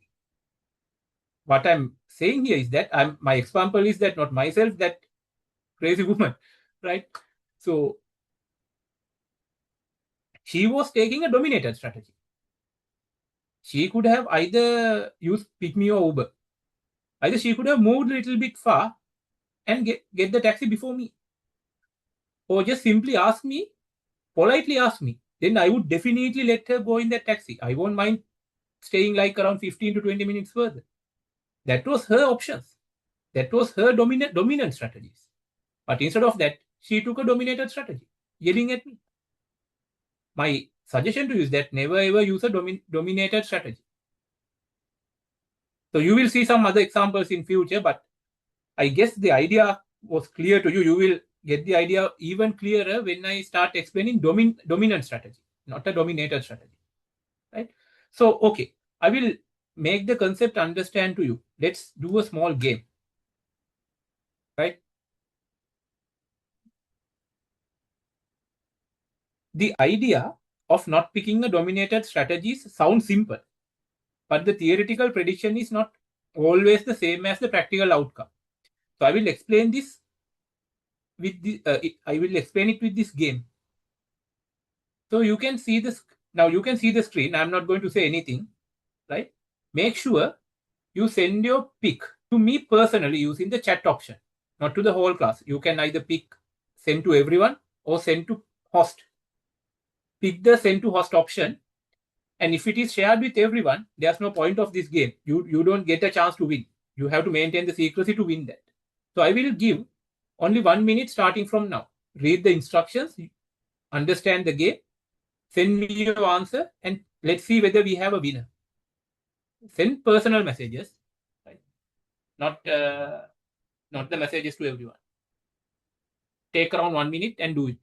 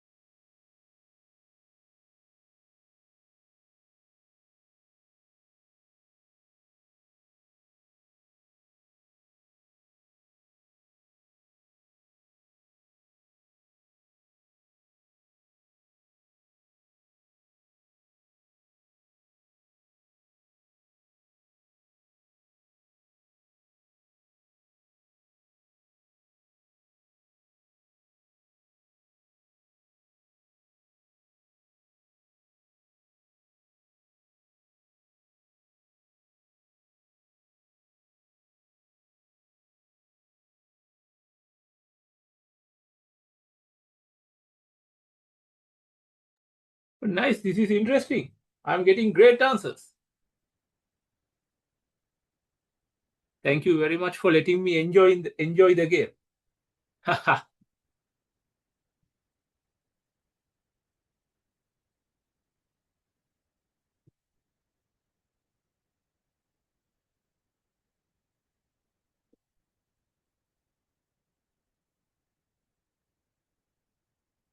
And there are coordinators from Procons Academy as well. I'm not sure Mr. Tilakasiri is there. I apologize. I didn't discuss this with them, right? Although I'm saying that prices will be determined by the Procons Academy. They had no idea about that. So I apologize for them as well. It just came to my mind today morning. But I'm really sure you don't need to, there will be no need for a price.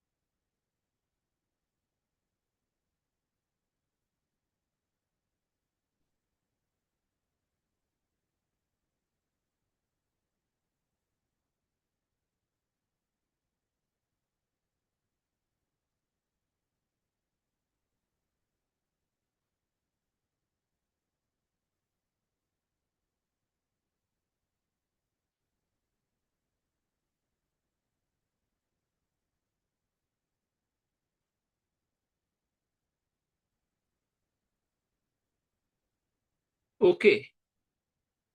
I think the time's up. I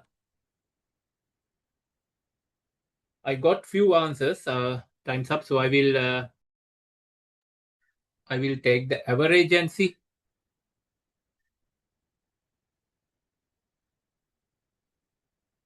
So I got numbers. Let me edit.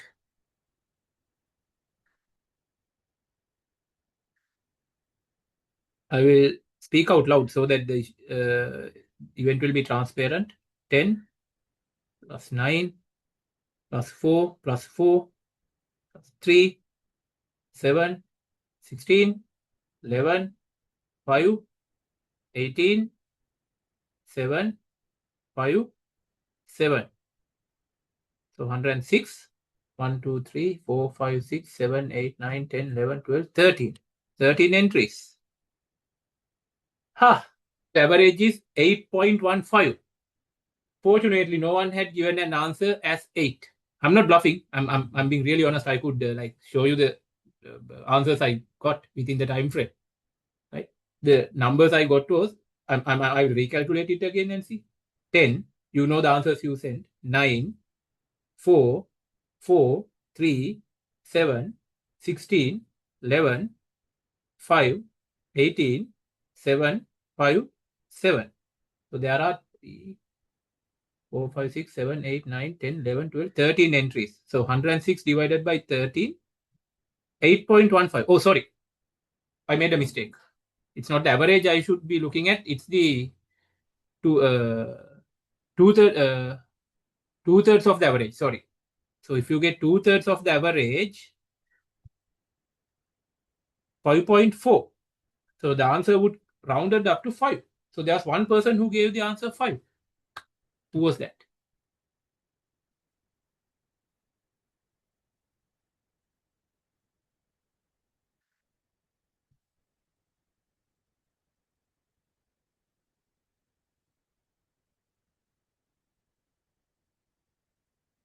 No, not within the time frame.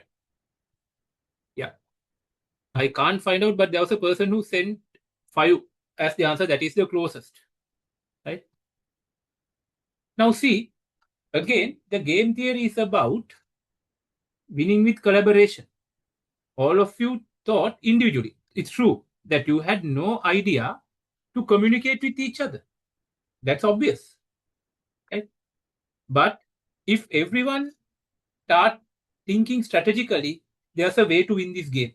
Everyone could win that equally by thinking strategically. How so?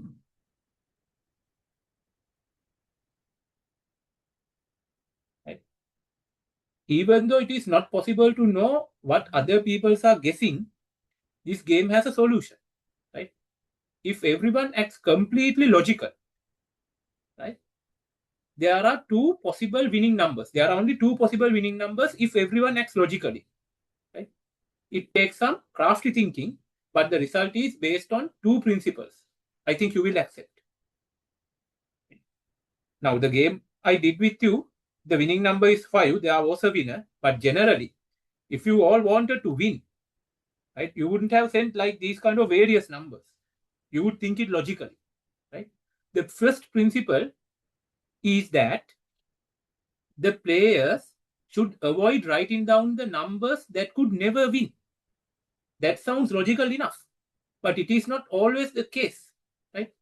We can all agree that writing a number that could never win is a very bad strategy. You are picking an option that is inferior to something else, which is, you recall, I called a dominated strategy. Right? If you write a number that will never win, you are adopting a dominated strategy, like wild guess. Right? Now, are there any dominated strategies in this contest? To answer that question, we need to figure out which number would never win.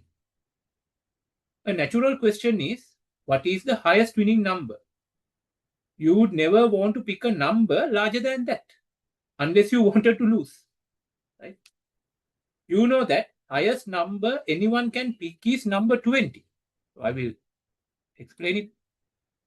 Right? Highest number that anyone could pick was 20. If every single person picked 20, then the average would be 20. Right? If everyone picked 20, then average would be 20. Then the winning number would be 2/3 of this, which will be number 13. So will there be any winner? Am I clear? Did I make myself clear?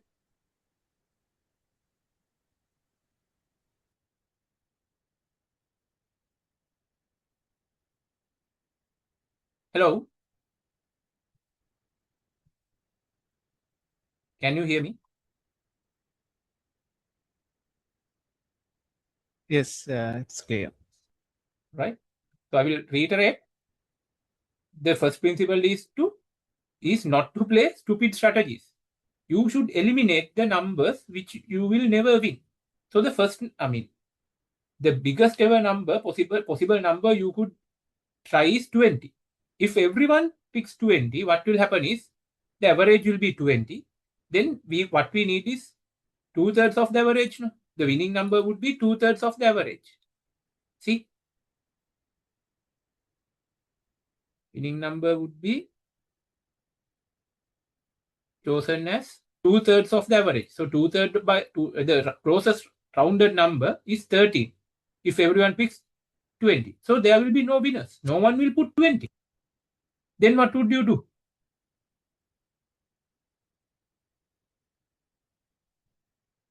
Right? So should you ever find yourself submitting 20? The answer is obviously no.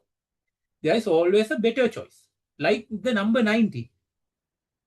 The only time 20 wins is precisely when everyone else picks it and everyone shares the prize.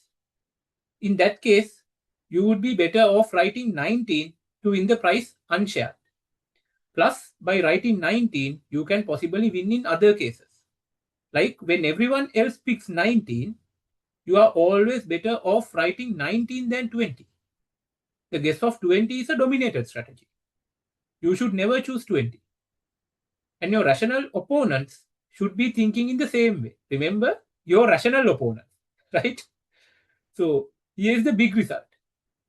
You can reason that no player would ever choose 20. By principle 1, no player would ever choose 20. Therefore, you can essentially remove 20 as a choice. The game trims to a smaller contest in which everyone is picking a number between 0 and 19. The smaller game has survived one round of principle 1. Now repeat. Ask yourself, in the reduced game, are there any dominated strategies? Now 19 takes the role of 20 from the last analysis. Since 19 is the highest possible average, it will never be a good idea to guess it. Applying principle 1 again, right? You can reason that 18 is always a better choice than 19. Thus 19 is a dominated strategy and should be eliminated as a choice for every player. The game is now trimmed to picking numbers from 0 to 18. This is the result of 2 iterations of principle 1. So there is no reason to stop now. You can iterate principle 1 to successfully eliminate the choices of 18, 17, 16 and so on. The process ends after eliminating all numbers except 0 and 1. The only numbers that survives this process are the numbers 0 and 1. So is there a better choice? Unfortunately, that is no one can give answer for that. So, but you have reduced your pick from 20 numbers to 2 numbers. Either it should be 0 and 1. So it is possible to have 0 as the winning number, because if all of you picked 0, then the winning number would be 0 itself. Similarly, it is possible to have 1 as the winning number. If all of you picked 1, then the winning number would be 2/3, 2 divided by 3, which is again rounded to 1. So what actually happens depends on what people think everyone else will be guessing. Both equilibria, all 0 and 1 are achievable. Are we clear on that?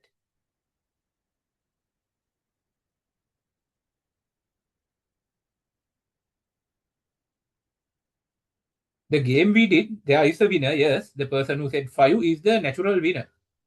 But if everyone thought rationally, right, if everyone wanted to win logically, what everyone would pick is either 1 or either 0. Did you understand the thinking process as a group?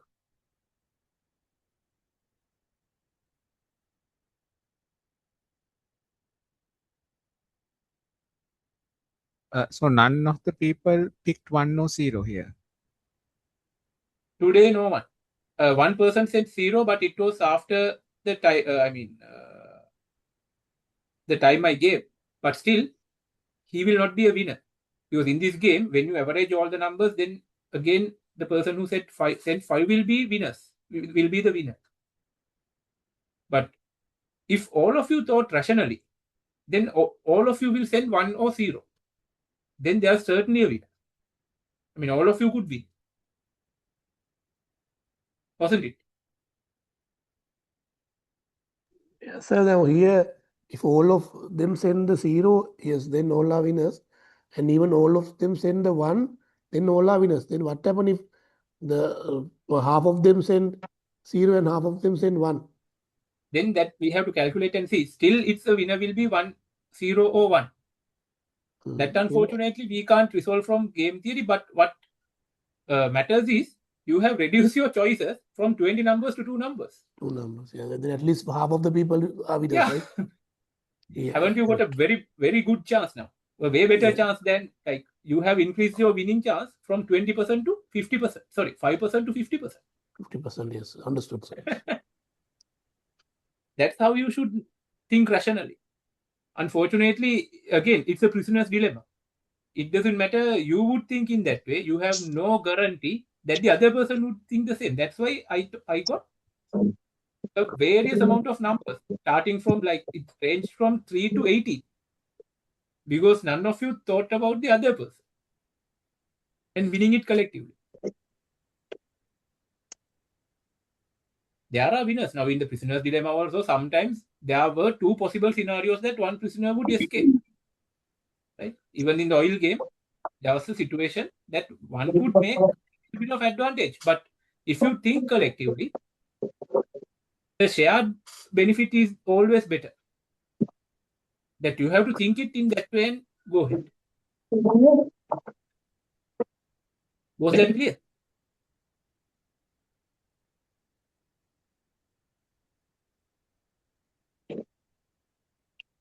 Is that clear?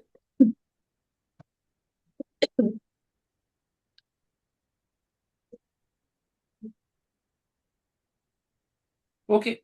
So now, yeah, I will describe about dominant strategies. We started with dominated strategies, and I insisted you to eliminate your dominated strategies. Like you eliminated number 20, then 19, like 18. Whatever the options you have, which is unlikely to happen, you should eliminate. That's the way you should win. You must win. Right? If you eliminate dominated strategies, you should play dominant strategies. The dominated strategy is one that you should never play. The flip side is a dominant strategy. I think one gentleman asked that question from me. In that tuk-tuk example, I played the dominant strategy, and that woman played the dominated strategy. Dominant strategy is a strategy that always makes sense and should be played. A dominant strategy is one. Please mute yourself. A dominant strategy is one that gives you the best outcome, regardless of what your other choices are and what other people are doing.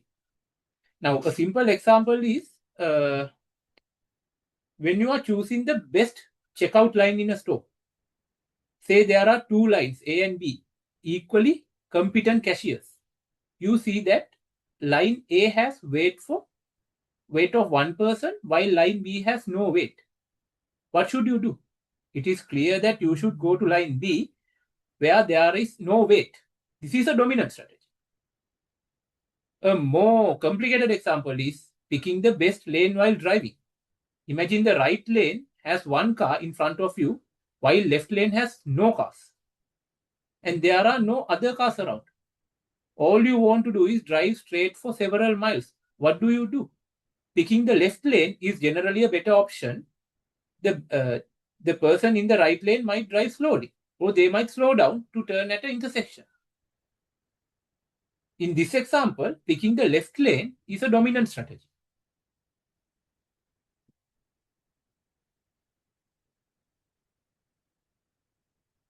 Right? So there's another story. I think this is my example, right? I thought about this a lot before I decided to share this story, right?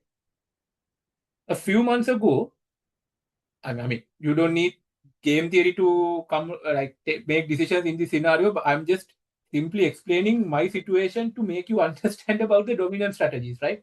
Otherwise, in these situations, don't get, don't misunderstand that you should always use game theory in your day-to-day life. You can, but you are just making your life overcomplicated. For me also, I'm just giving you this example story, not because I use the game theory, just for you to understand the concept, right? So a few months ago, I was running errands and remembered I needed to visit a bank, right? It's a government one.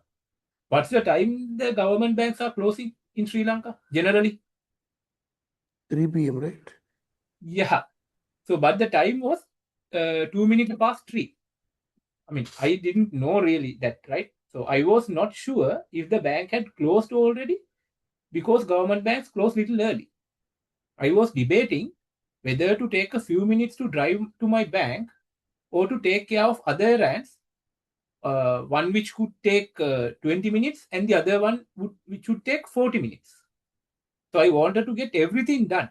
And I really wanted to start off succeeding in my first task. So which one I should do first? I had 3 options. First, check the bank. Second, do the 20 minutes work and go to the bank. Third option, do the 40 minutes errand and do the rest of the work. The answer was not that difficult. In fact, you can probably figure it out without knowledge of game theory, right? But I find the situation is instructive for the idea of a dominant strategy. The proper decision is to do the 20 minutes work first. Why? Consider the likely times the bank would close and how each option perform. Case 1 would be the bank already closed at 3 p.m., right? Like many government banks do. The choice of checking the bank first is a bad, since I want to succeed in my first task. Then the case 2 is that the bank closes at 3:30 p.m. It can be. Within 30 minutes, I could check the bank and do the 20 minutes work in either order. But I could not do 40 minutes work first, since the bank, there was only around 28 minutes to close the bank if it was closing at 3:30. So the 40 minutes work is not a good choice for first task. The third option, case 3, was I could assume that the bank was closing at 4 p.m. or later.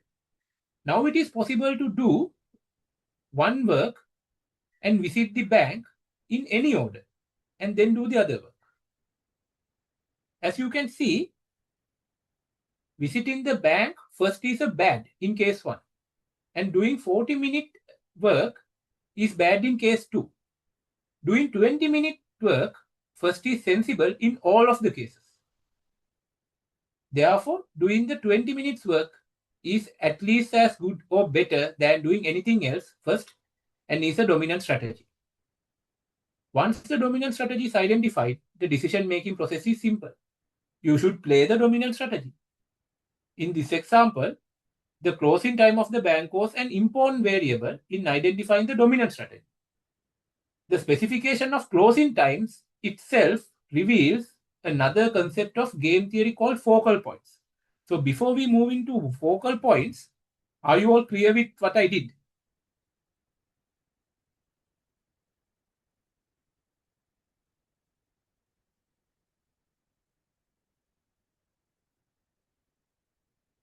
Although I'm taking some of my examples, right?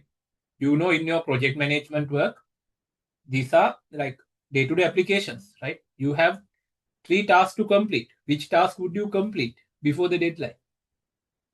This is where you think and play your dominant strategy.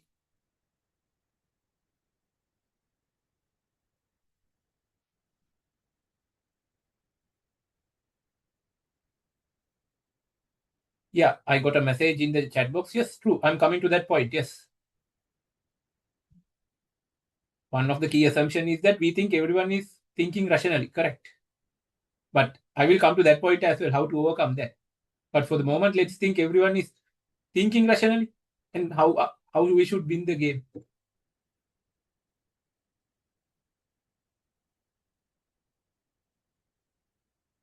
sometimes it happens. Now, not to brag, I still go out with my university boarding mates, right? There are like 7 of us. Like the way we play, I mean, we do card games and all when we go out. The way we play with each other may not be the same way we play with the other people. Because there's a certain pattern we all have been, get used to. All of us are thinking rationally most of the times. So it's easier to understand. But when we play with other people, most of the time, other people means, I mean, with some, other friends, sometimes this rational thinking become a problem. But let's come to that. All right. So I think playing dominant strategy is clear to you. Now let's come to the understanding of focal point. So a focal point is a time or strategy that is a natural or special in some way. Focal points are important because they allow people to coordinate without communication. See, this is important in project management. In the classic example by Thomas Schelling, people in an experiment were told they were to meet a stranger in New York City. Where would you think they choose to meet? Overwhelmingly, people chose to meet at the Grand Central train station. At noon, they would try to pick a prominent spot at a special time to increase the odds of meeting.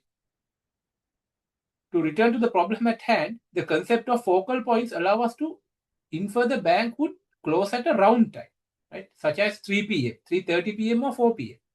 Now, you may say you know this by experience, but deep down, that psychological reason has a strategic element in it. If the bank closes at 3:15 p.m., I could never play a dominant strategy. In my mind, I knew, I mean, by that time, I didn't know that banks are closing at 3 p.m. Because I had no idea. I was working mostly with private banks. But then if the bank is closing, it should be either 3 p.m., 3:30 p.m. or 4 p.m. That's the main assumption. Those are the focal points of the dominant strategy. Right? So the interesting part of the focal point is that they help us to coordinate even without communication. Right? So that's where you should concentrate when you do your day-to-day project management work. How would you coordinate with your stakeholders without a communication? You have to identify your focal points, right? So let's do another small experiment about focal points, right? So I will display some question in the screen. You all can send me your responses like before, not to everyone, but only to me. Do not take much time. You need to decide within 10 to 15 seconds, right? Okay, let's start. This is not a competition, just an experiment. Then you will understand how people will think about how others think, right? Okay. Pick one, heads or tails. Send me the message. Send me a message. Send personally. If you send it, I mean, to everyone, then it becomes a communication. If you want someone else to pick your answer, what would you pick? Heads or tails?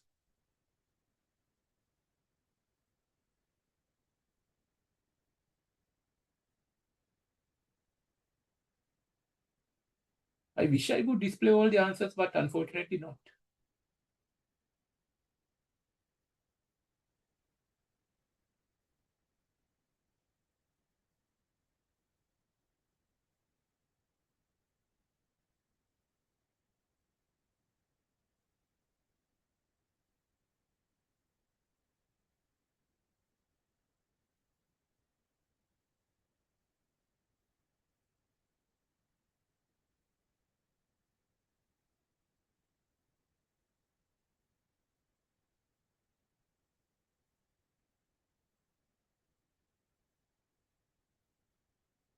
Yeah, I think time's up. Yeah, enough.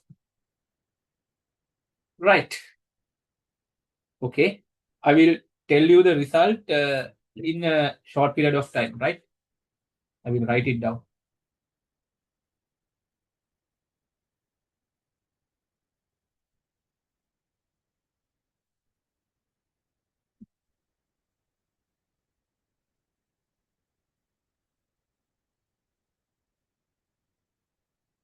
Yes, answering time is done. The second question.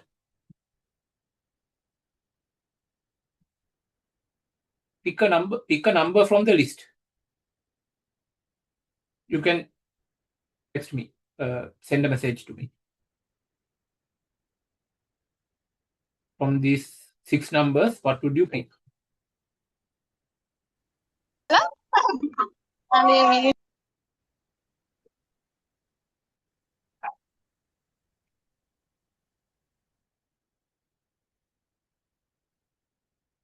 Wow, I can't even imagine how people think.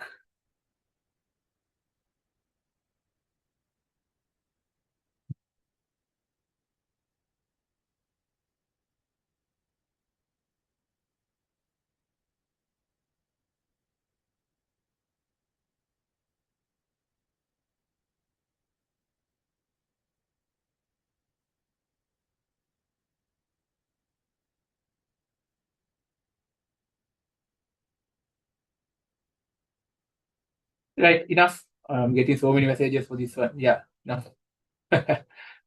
Right. Probably I should speak out loud, but when I speak out loud, still the people will be sending messages. Then our experiment will be not that,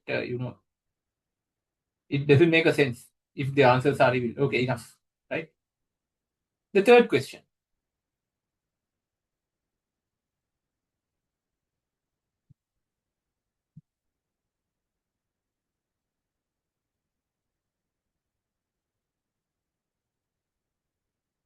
Okay, tell me the answer.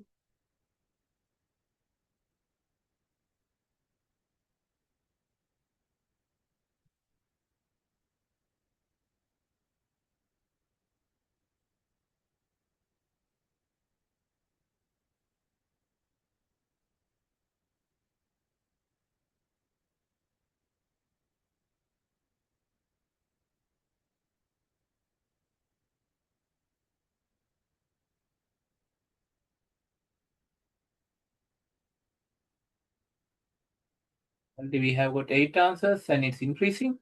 Okay.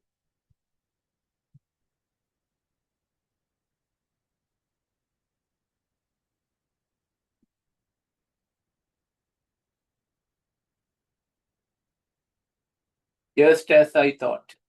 That answer is expected.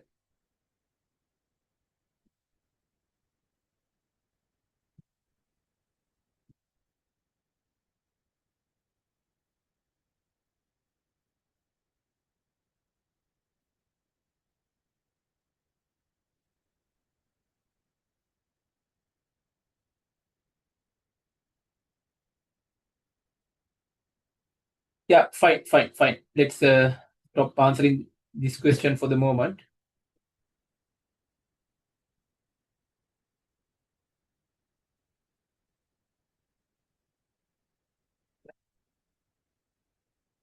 Number 4.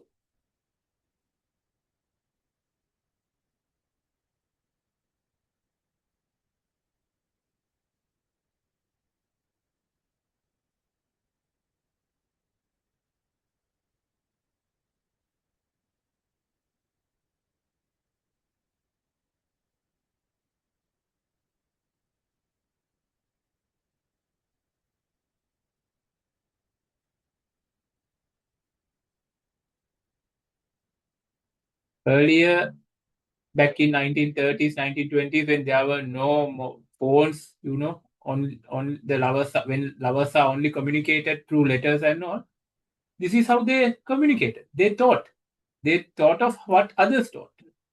Then they pick a place and a time. The love stories are very beautiful those days. Nowadays, it's very complicated with all WhatsApp, Instagram, and all.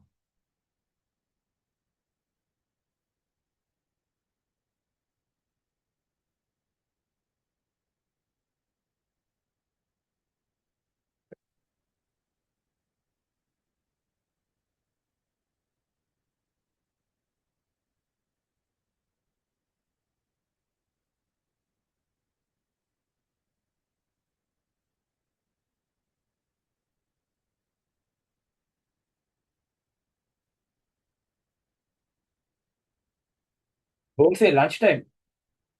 Some people take lunch at 11 a.m., some people take lunch at 3 p.m.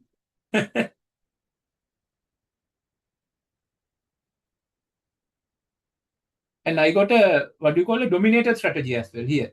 Now see, when you send an answer like 6:30, I feel it's a dominated strategy. 6:09 p.m. See, it's a way dominated. I told you not to. How could you expect the other person to stay sharp at 6:09? Definitely, it should be around that time, right? 11 a.m., 10 a.m., 12 p.m., 2 p.m. That's a dominant strategy. If you pick like 6:11, 5:15, obviously it's a dominated strategy. How could the other person guess up to that extent?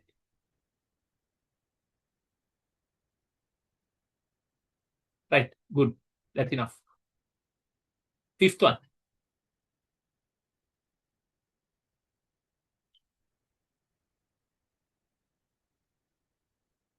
I leave this out. I mean, otherwise, I will run out of the time. Let's leave this out.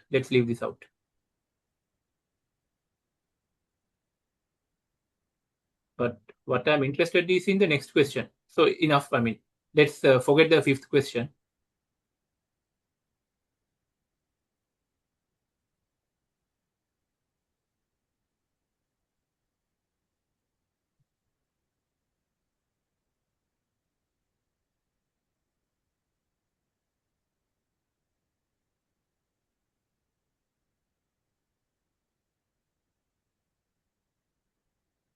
Yeah, right. So I will leave that question out.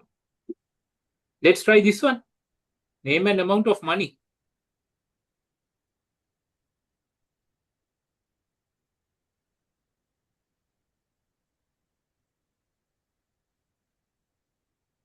When I ask to send an amount of money, then I'm getting an answer called Paris.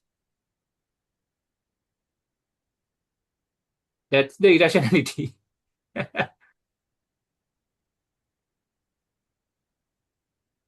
Obviously, this is I'm getting expected answers.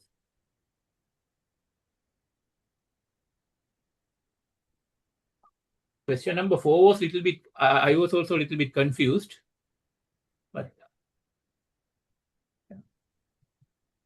But for this question number 6, I'm getting the answer that generally a rational person would set. Deal only with the Sri Lankan currency. Unlimited. That's a person who follow dominated strategies. When you say unlimited, obviously not an answer.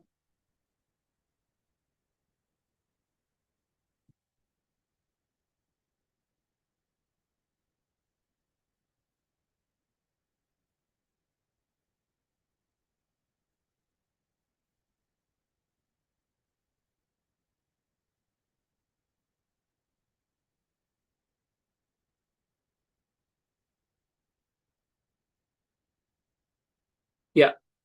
Okay, fine. Let's go to the next question. Last one.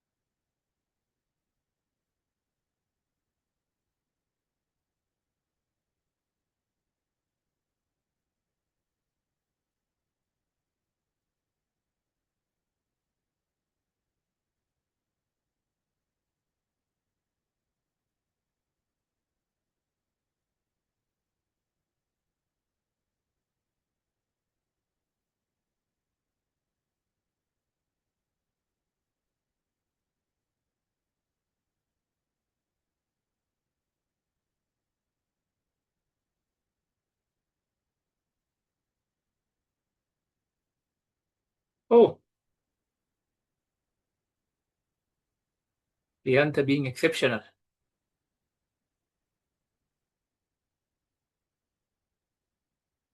Fine, right? So shall we look at the answers? Enough. Okay. Oh.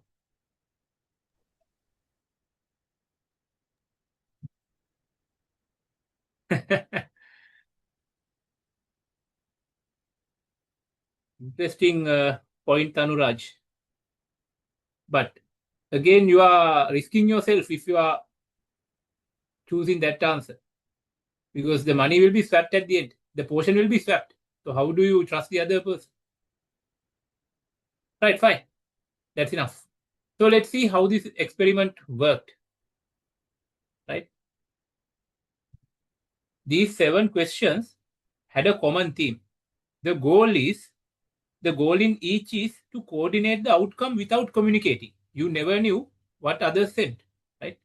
Situations like this are more generally called coordination games, where the strategy is to match what the other party is doing. So questions similar to these, those above, were asked to a large group with different cultural backgrounds, right? Back in like around I don't remember, I think late 1990s, I guess, yeah. So here are the results. Now see, let's compare those results with your results, right? So this is how rational people will think, right? Some choices were more obvious and popular. So when you say pick one, heads or tails, the common answer was heads, right? Chosen by 69% of the people in that group. In this group, among you all, I got around 25 answers. Only 5 of you said tails. Everyone else said heads. When I ask pick a number from the list 7, 13, 99, 100, 261 and 555, the common answer was 7 in that experiment. 36% of the people gave that answer, and this was followed by 100 17%, 13 14%, 261 11%, 99 13%, and 555 9%. But here it was little different. We got like 7 as the majority answer, and followed up by 99, right? And 13 was also there considerably. 555 was given by only 1%, right? But 7 was dominating. If you are meet in a city, we are to meet in a city, but we cannot communicate in advance. Which of the following cities would you choose to have the highest chance of meeting me? Rome, Berlin, Paris, New York, London. The top answers were nearly evenly divided between Paris and London. Right? Paris was for 27% for Paris and 26% for London. But among you, right, it is also equally same but equally divided among 3 answers: Paris, London, and New York. The answers were equally same. Only 1% sent an answer Rome. Only one. None sent Berlin. So now you know, if you have such scenario, where to go and where not to go. You can't figure out where to go, but you know where not to go. Right? Dominant strategy. We have agreed to meet on a specific date, but the time was left unspecified and we cannot communicate. We have to meet at an exact minute. Which time will you choose? The most common answer was 12 noon. Unfortunately, only 1% gave that answer in this group. Right? In this real experiment, 30% of the people had given 12 noon. The next most common answer was 2 p.m. and it had 6%. I don't know how, if you would coordinate with people if you had lived in like 40 to 60 years ago. Okay, when I asked to write a positive number, the most common answer was 7 among that group, the actual research group, given by 16%, followed by 2, given by 14%. It seems there was not too much consensus on this question, right? But among you, I just left it out, but I was getting answer as 7.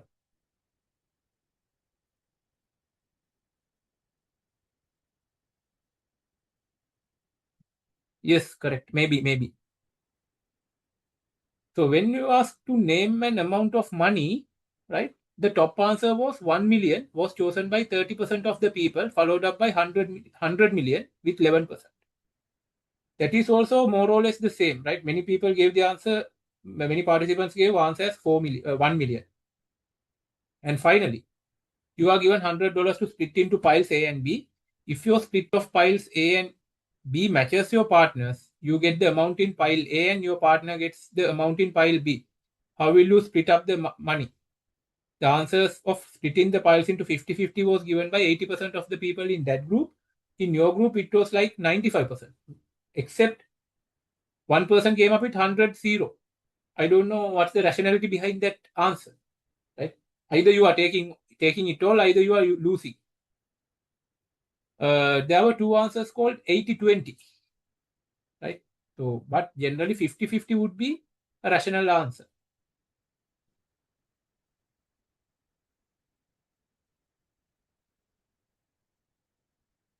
Yeah. Correct, Mandira. Maybe.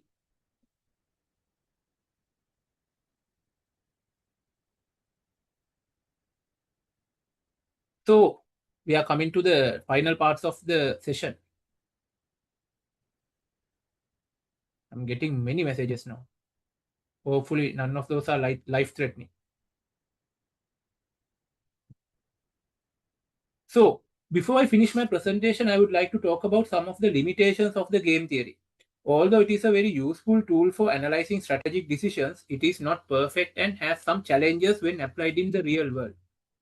The first challenge is that game theory can involve very complex calculations.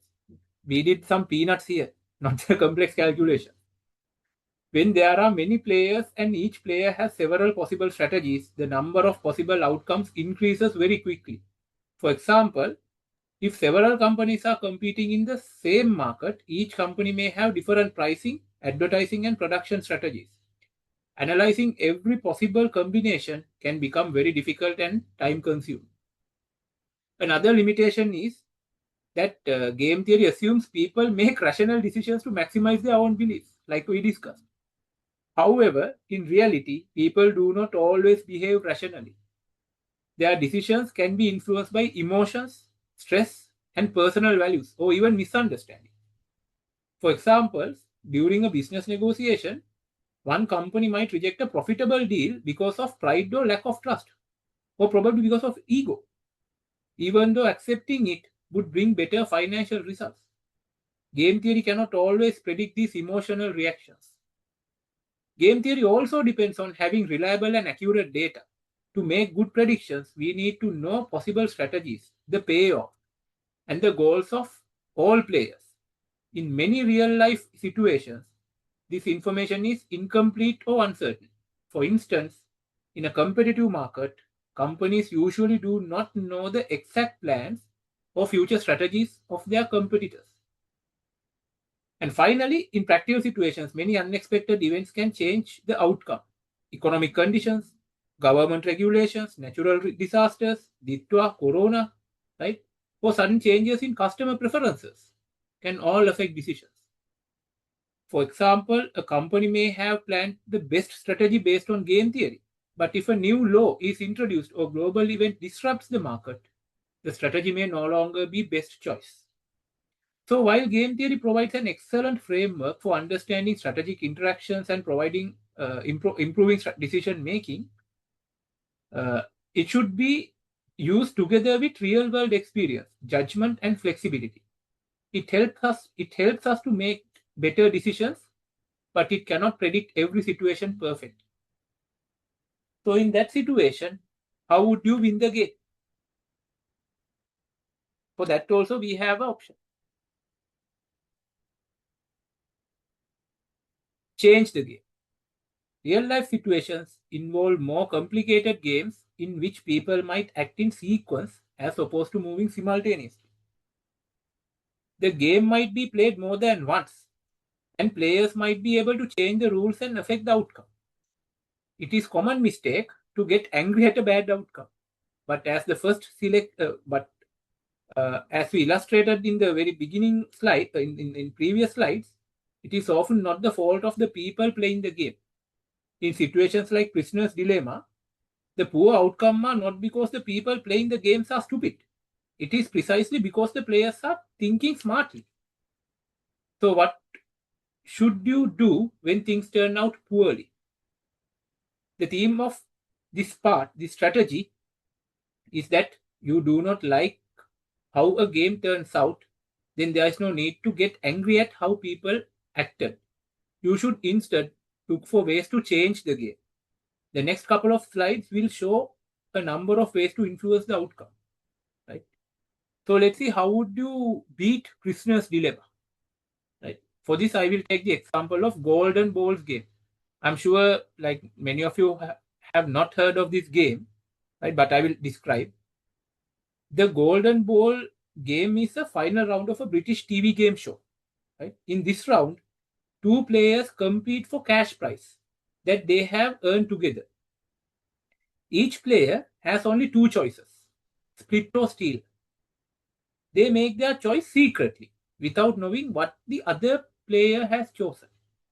If both choose split, they share the prize equally, so both win. If one chooses split and the other one chooses steal, the player who chooses steal get all the money, and the player who chooses split gets nothing. If both choose steal, neither player gets any money. Before making their decision, the players are allowed to talk to each other. In this case, yes, the players are allowed to talk to each other. They can promise to split the money, but there's no rule forcing them to keep that promise. Although they can talk and come to an agreement, but no one knows whether they will stick to their word. Even in the prisoner's dilemma, that's the case. Even though the prisoners were interrogated separately, even we allow them to speak with each other and they come to a deal, how would you know the other person will stick to his word? This is why the Golden Ball game is a great example of game theory. It shows how people make decisions when the outcome depends not only on their own choice, but also on the choice of someone else. It also highlights the balance between trust, cooperation, and self-interest. Right? So let's see how a person beat the prisoner's dilemma by changing the game. So this is a very interesting video. You can understand the game, and also there's a twist, right? So I won't say anything. I will just play the video. Very interesting. Before that, do you understand the Golden Balls game? Is the game understood to you? Yes, sir. Understood. Great.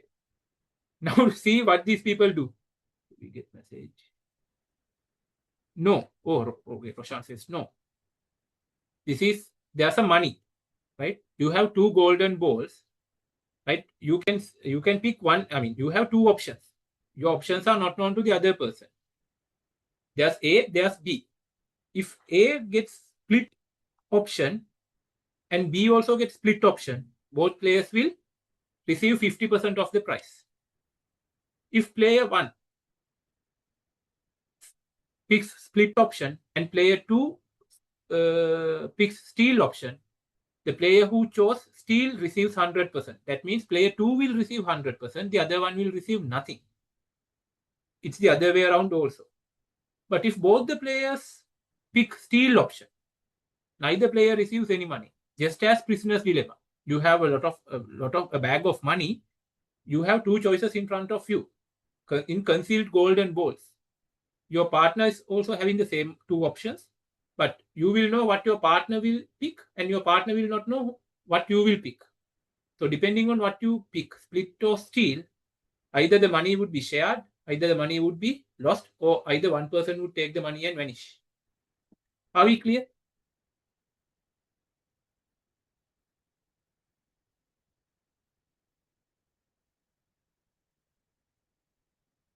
Is that clear?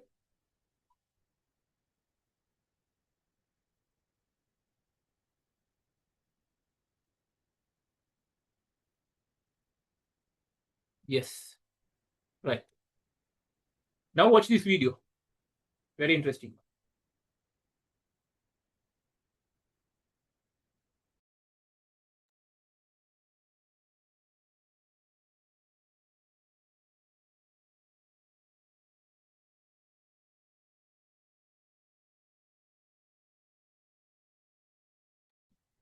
There is no sound.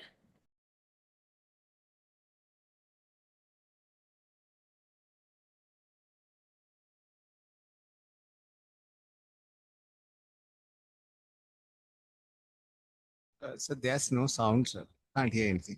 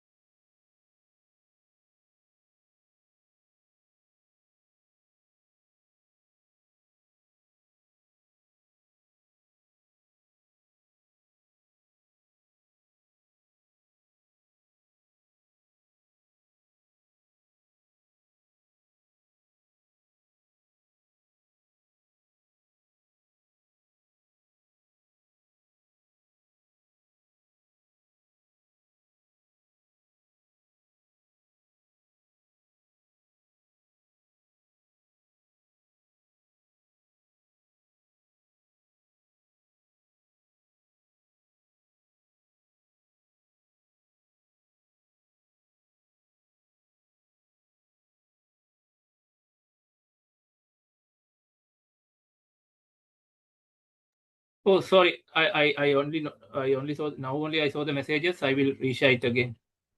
I'm really sorry for that.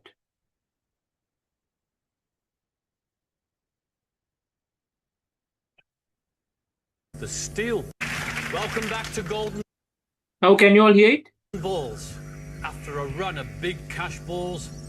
Yes, sir, now we can hear. Okay, great. Now have 13,000. Welcome back to Golden Balls. After a run of big cash balls, Ibrahim and Nick now have £13,600 in front of them. We know they've got it, but the golden question is, can they keep it? Ibrahim and Nick, you now face a very straightforward choice, but it's a choice that could make one or both of you extra wealthy, but it could also lose both of you everything that you have fought for today. They have to decide to split or steal.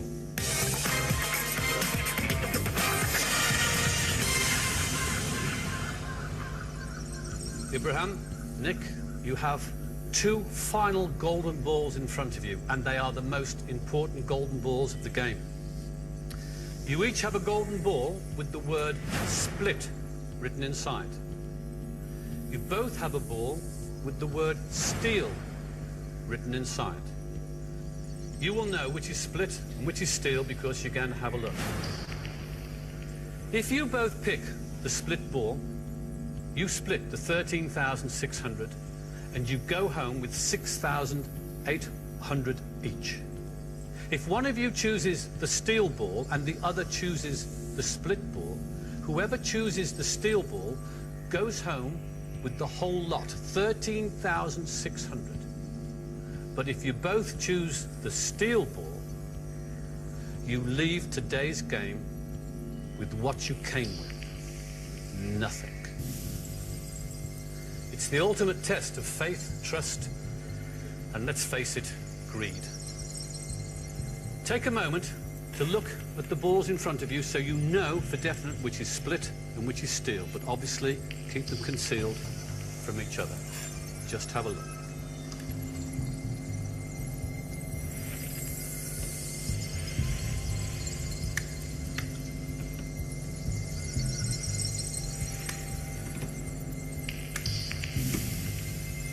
Okay. It's the easiest choice, but the most difficult one. What I want you to do is to spend half a minute talking to each other about what you both should do. Nick, Ibrahim. Ibrahim, I want you to trust me. 100% I'm going to pick the steel ball. Sorry, you're going to... I'm going to choose the steel ball. You're going to take I want you to do split, and I promise you that I will split the money with you. Well, after you've took the steel? Yeah. You're going to take steel? Yeah. I'm going to take split? Yeah. So you take the money? And I will split it with you. After the show? Yeah.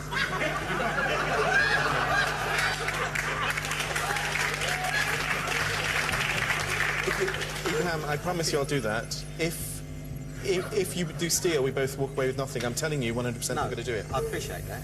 Right, I'll give you another alternative. Why don't we just both pick split? I'm not going to pick split. I'm going to steal. Abraham, honestly, 100% I'm going to steal. It's in your nature to steal. No, I'm honest, and I'm going to tell you... You're an honest I am. That's why I'm telling you I'm going to steal. If you do split, then I will split the money. I can't see myself doing that. Okay, well, I'm going to steal, so we're going to leave with nothing. Where's your brains coming from? I can't work out. I know that I'm a decent guy, and I will split the money with you. Well, we should just both split then. No, I'm going to do steal. There is no legal requirement there is. for him to give you the money. Of course. If I gave you my word... Now, let me tell you what my word means. Okay. My father once said to me, a man who doesn't keep his word is not a man. He's not worth nothing. Not worth a dollar. I agree. So... Abraham, I'm going to steal. So you've got the choice. You either steal, and we both walk away with nothing, because you know I've told you my intention, and I've told you that I will split the money with you, Abraham. If I gave you my word that I was going to split, I would split. And you're going to take steal, so... The only way you can guarantee to walk away with 6,800 is by to guarantee that you both put the split ball in. And I do now have to push you for a decision. It's a tough one. We've lost it. We've lost everything. Okay. We've lost then. We're walking away with no money because you're an idiot. No, that's not true. You're an idiot. You're an idiot. That's what you are. You're an idiot. You're an idiot. That's what you are. This can go on all night, and these people have got to get up for breakfast. Nick, choose split or steal. Abraham, choose split or steal. Now, please. Choose a ball. Right, I'll tell you what, I'm going to go with you. Okay. I'm going to go with I promise you I will split it. You cannot change your balls now. Split or steal? Yes! Congratulations, you're both split and each received £6,800. Why did you put me through that? Why did you do it for me? You're the worst person I've ever met. That was a good one, wasn't it? Well, it's charity all the way. And a market trader you can really trust. Congratulations to you both. I've been Jasper Carrot. This has been a remarkable game. They've been lovely. This has been Golden Balls. Until next time. Goodbye.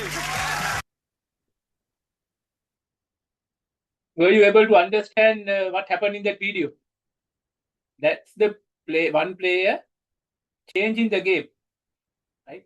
In this video, the two finalists are playing the Golden Balls game, and normally each player chooses either split or steal. According to the game theory, the safest strategy is usually to choose steal. Because if the other player splits, you get all the money. And if they also steal, you don't lose anything compared to splitting. This makes steal the Nash equilibrium. However, this contestant completely changes the situation. Before the final decision, he openly says that he will choose steal no matter what. Then he promises that if the other player chooses split, he will share the money with them after the show. So this creates a new incentive. The other player now thinks, if I choose steal, we both get nothing. If I choose split, there is a chance that he will keep his promise and I will receive some money. As a result, the second player chooses split. So when the choices are revealed, the first player chooses steal and wins the entire prize, right? He then admits that he was not actually going to share the money. No, that's not what happened, right? So the important lesson is that player changed the game by changing his opponent's expectation. Instead of following the original play of Matrix, he used credible communication, commitment, and psychology to influence the other player's decision. This example shows that in real life, strategy is not only about the rules of the game, but also about how people think, trust, and react to each other, right? So this video is not only about winning money, it also teaches important lessons about project management. In a project, team members often face situations where they can either cooperate for the benefit of the whole project or act in their own self-interest. Just like in the golden ball game, the outcome of one person's decision depends on the decisions of others. If everyone works together, the project has a much higher chance of succeeding. However, if individuals focus only on their own goals, the entire project can suffer. The main lesson is that successful projects rely not only on technical skills, but also on trust, honest communication, and aligning individual goals with project's objectives. With that, I come to the end of my presentation. So thank you for your attention, and I hope today's session helped you to play your game strategically in future. I hope we will meet again, probably through another workshop, webinar, or in any other course. So thank you again and have a nice day. Thank you, sir. And don't Thank you, forget to give your feedback, right? I would highly Thank you very much. You want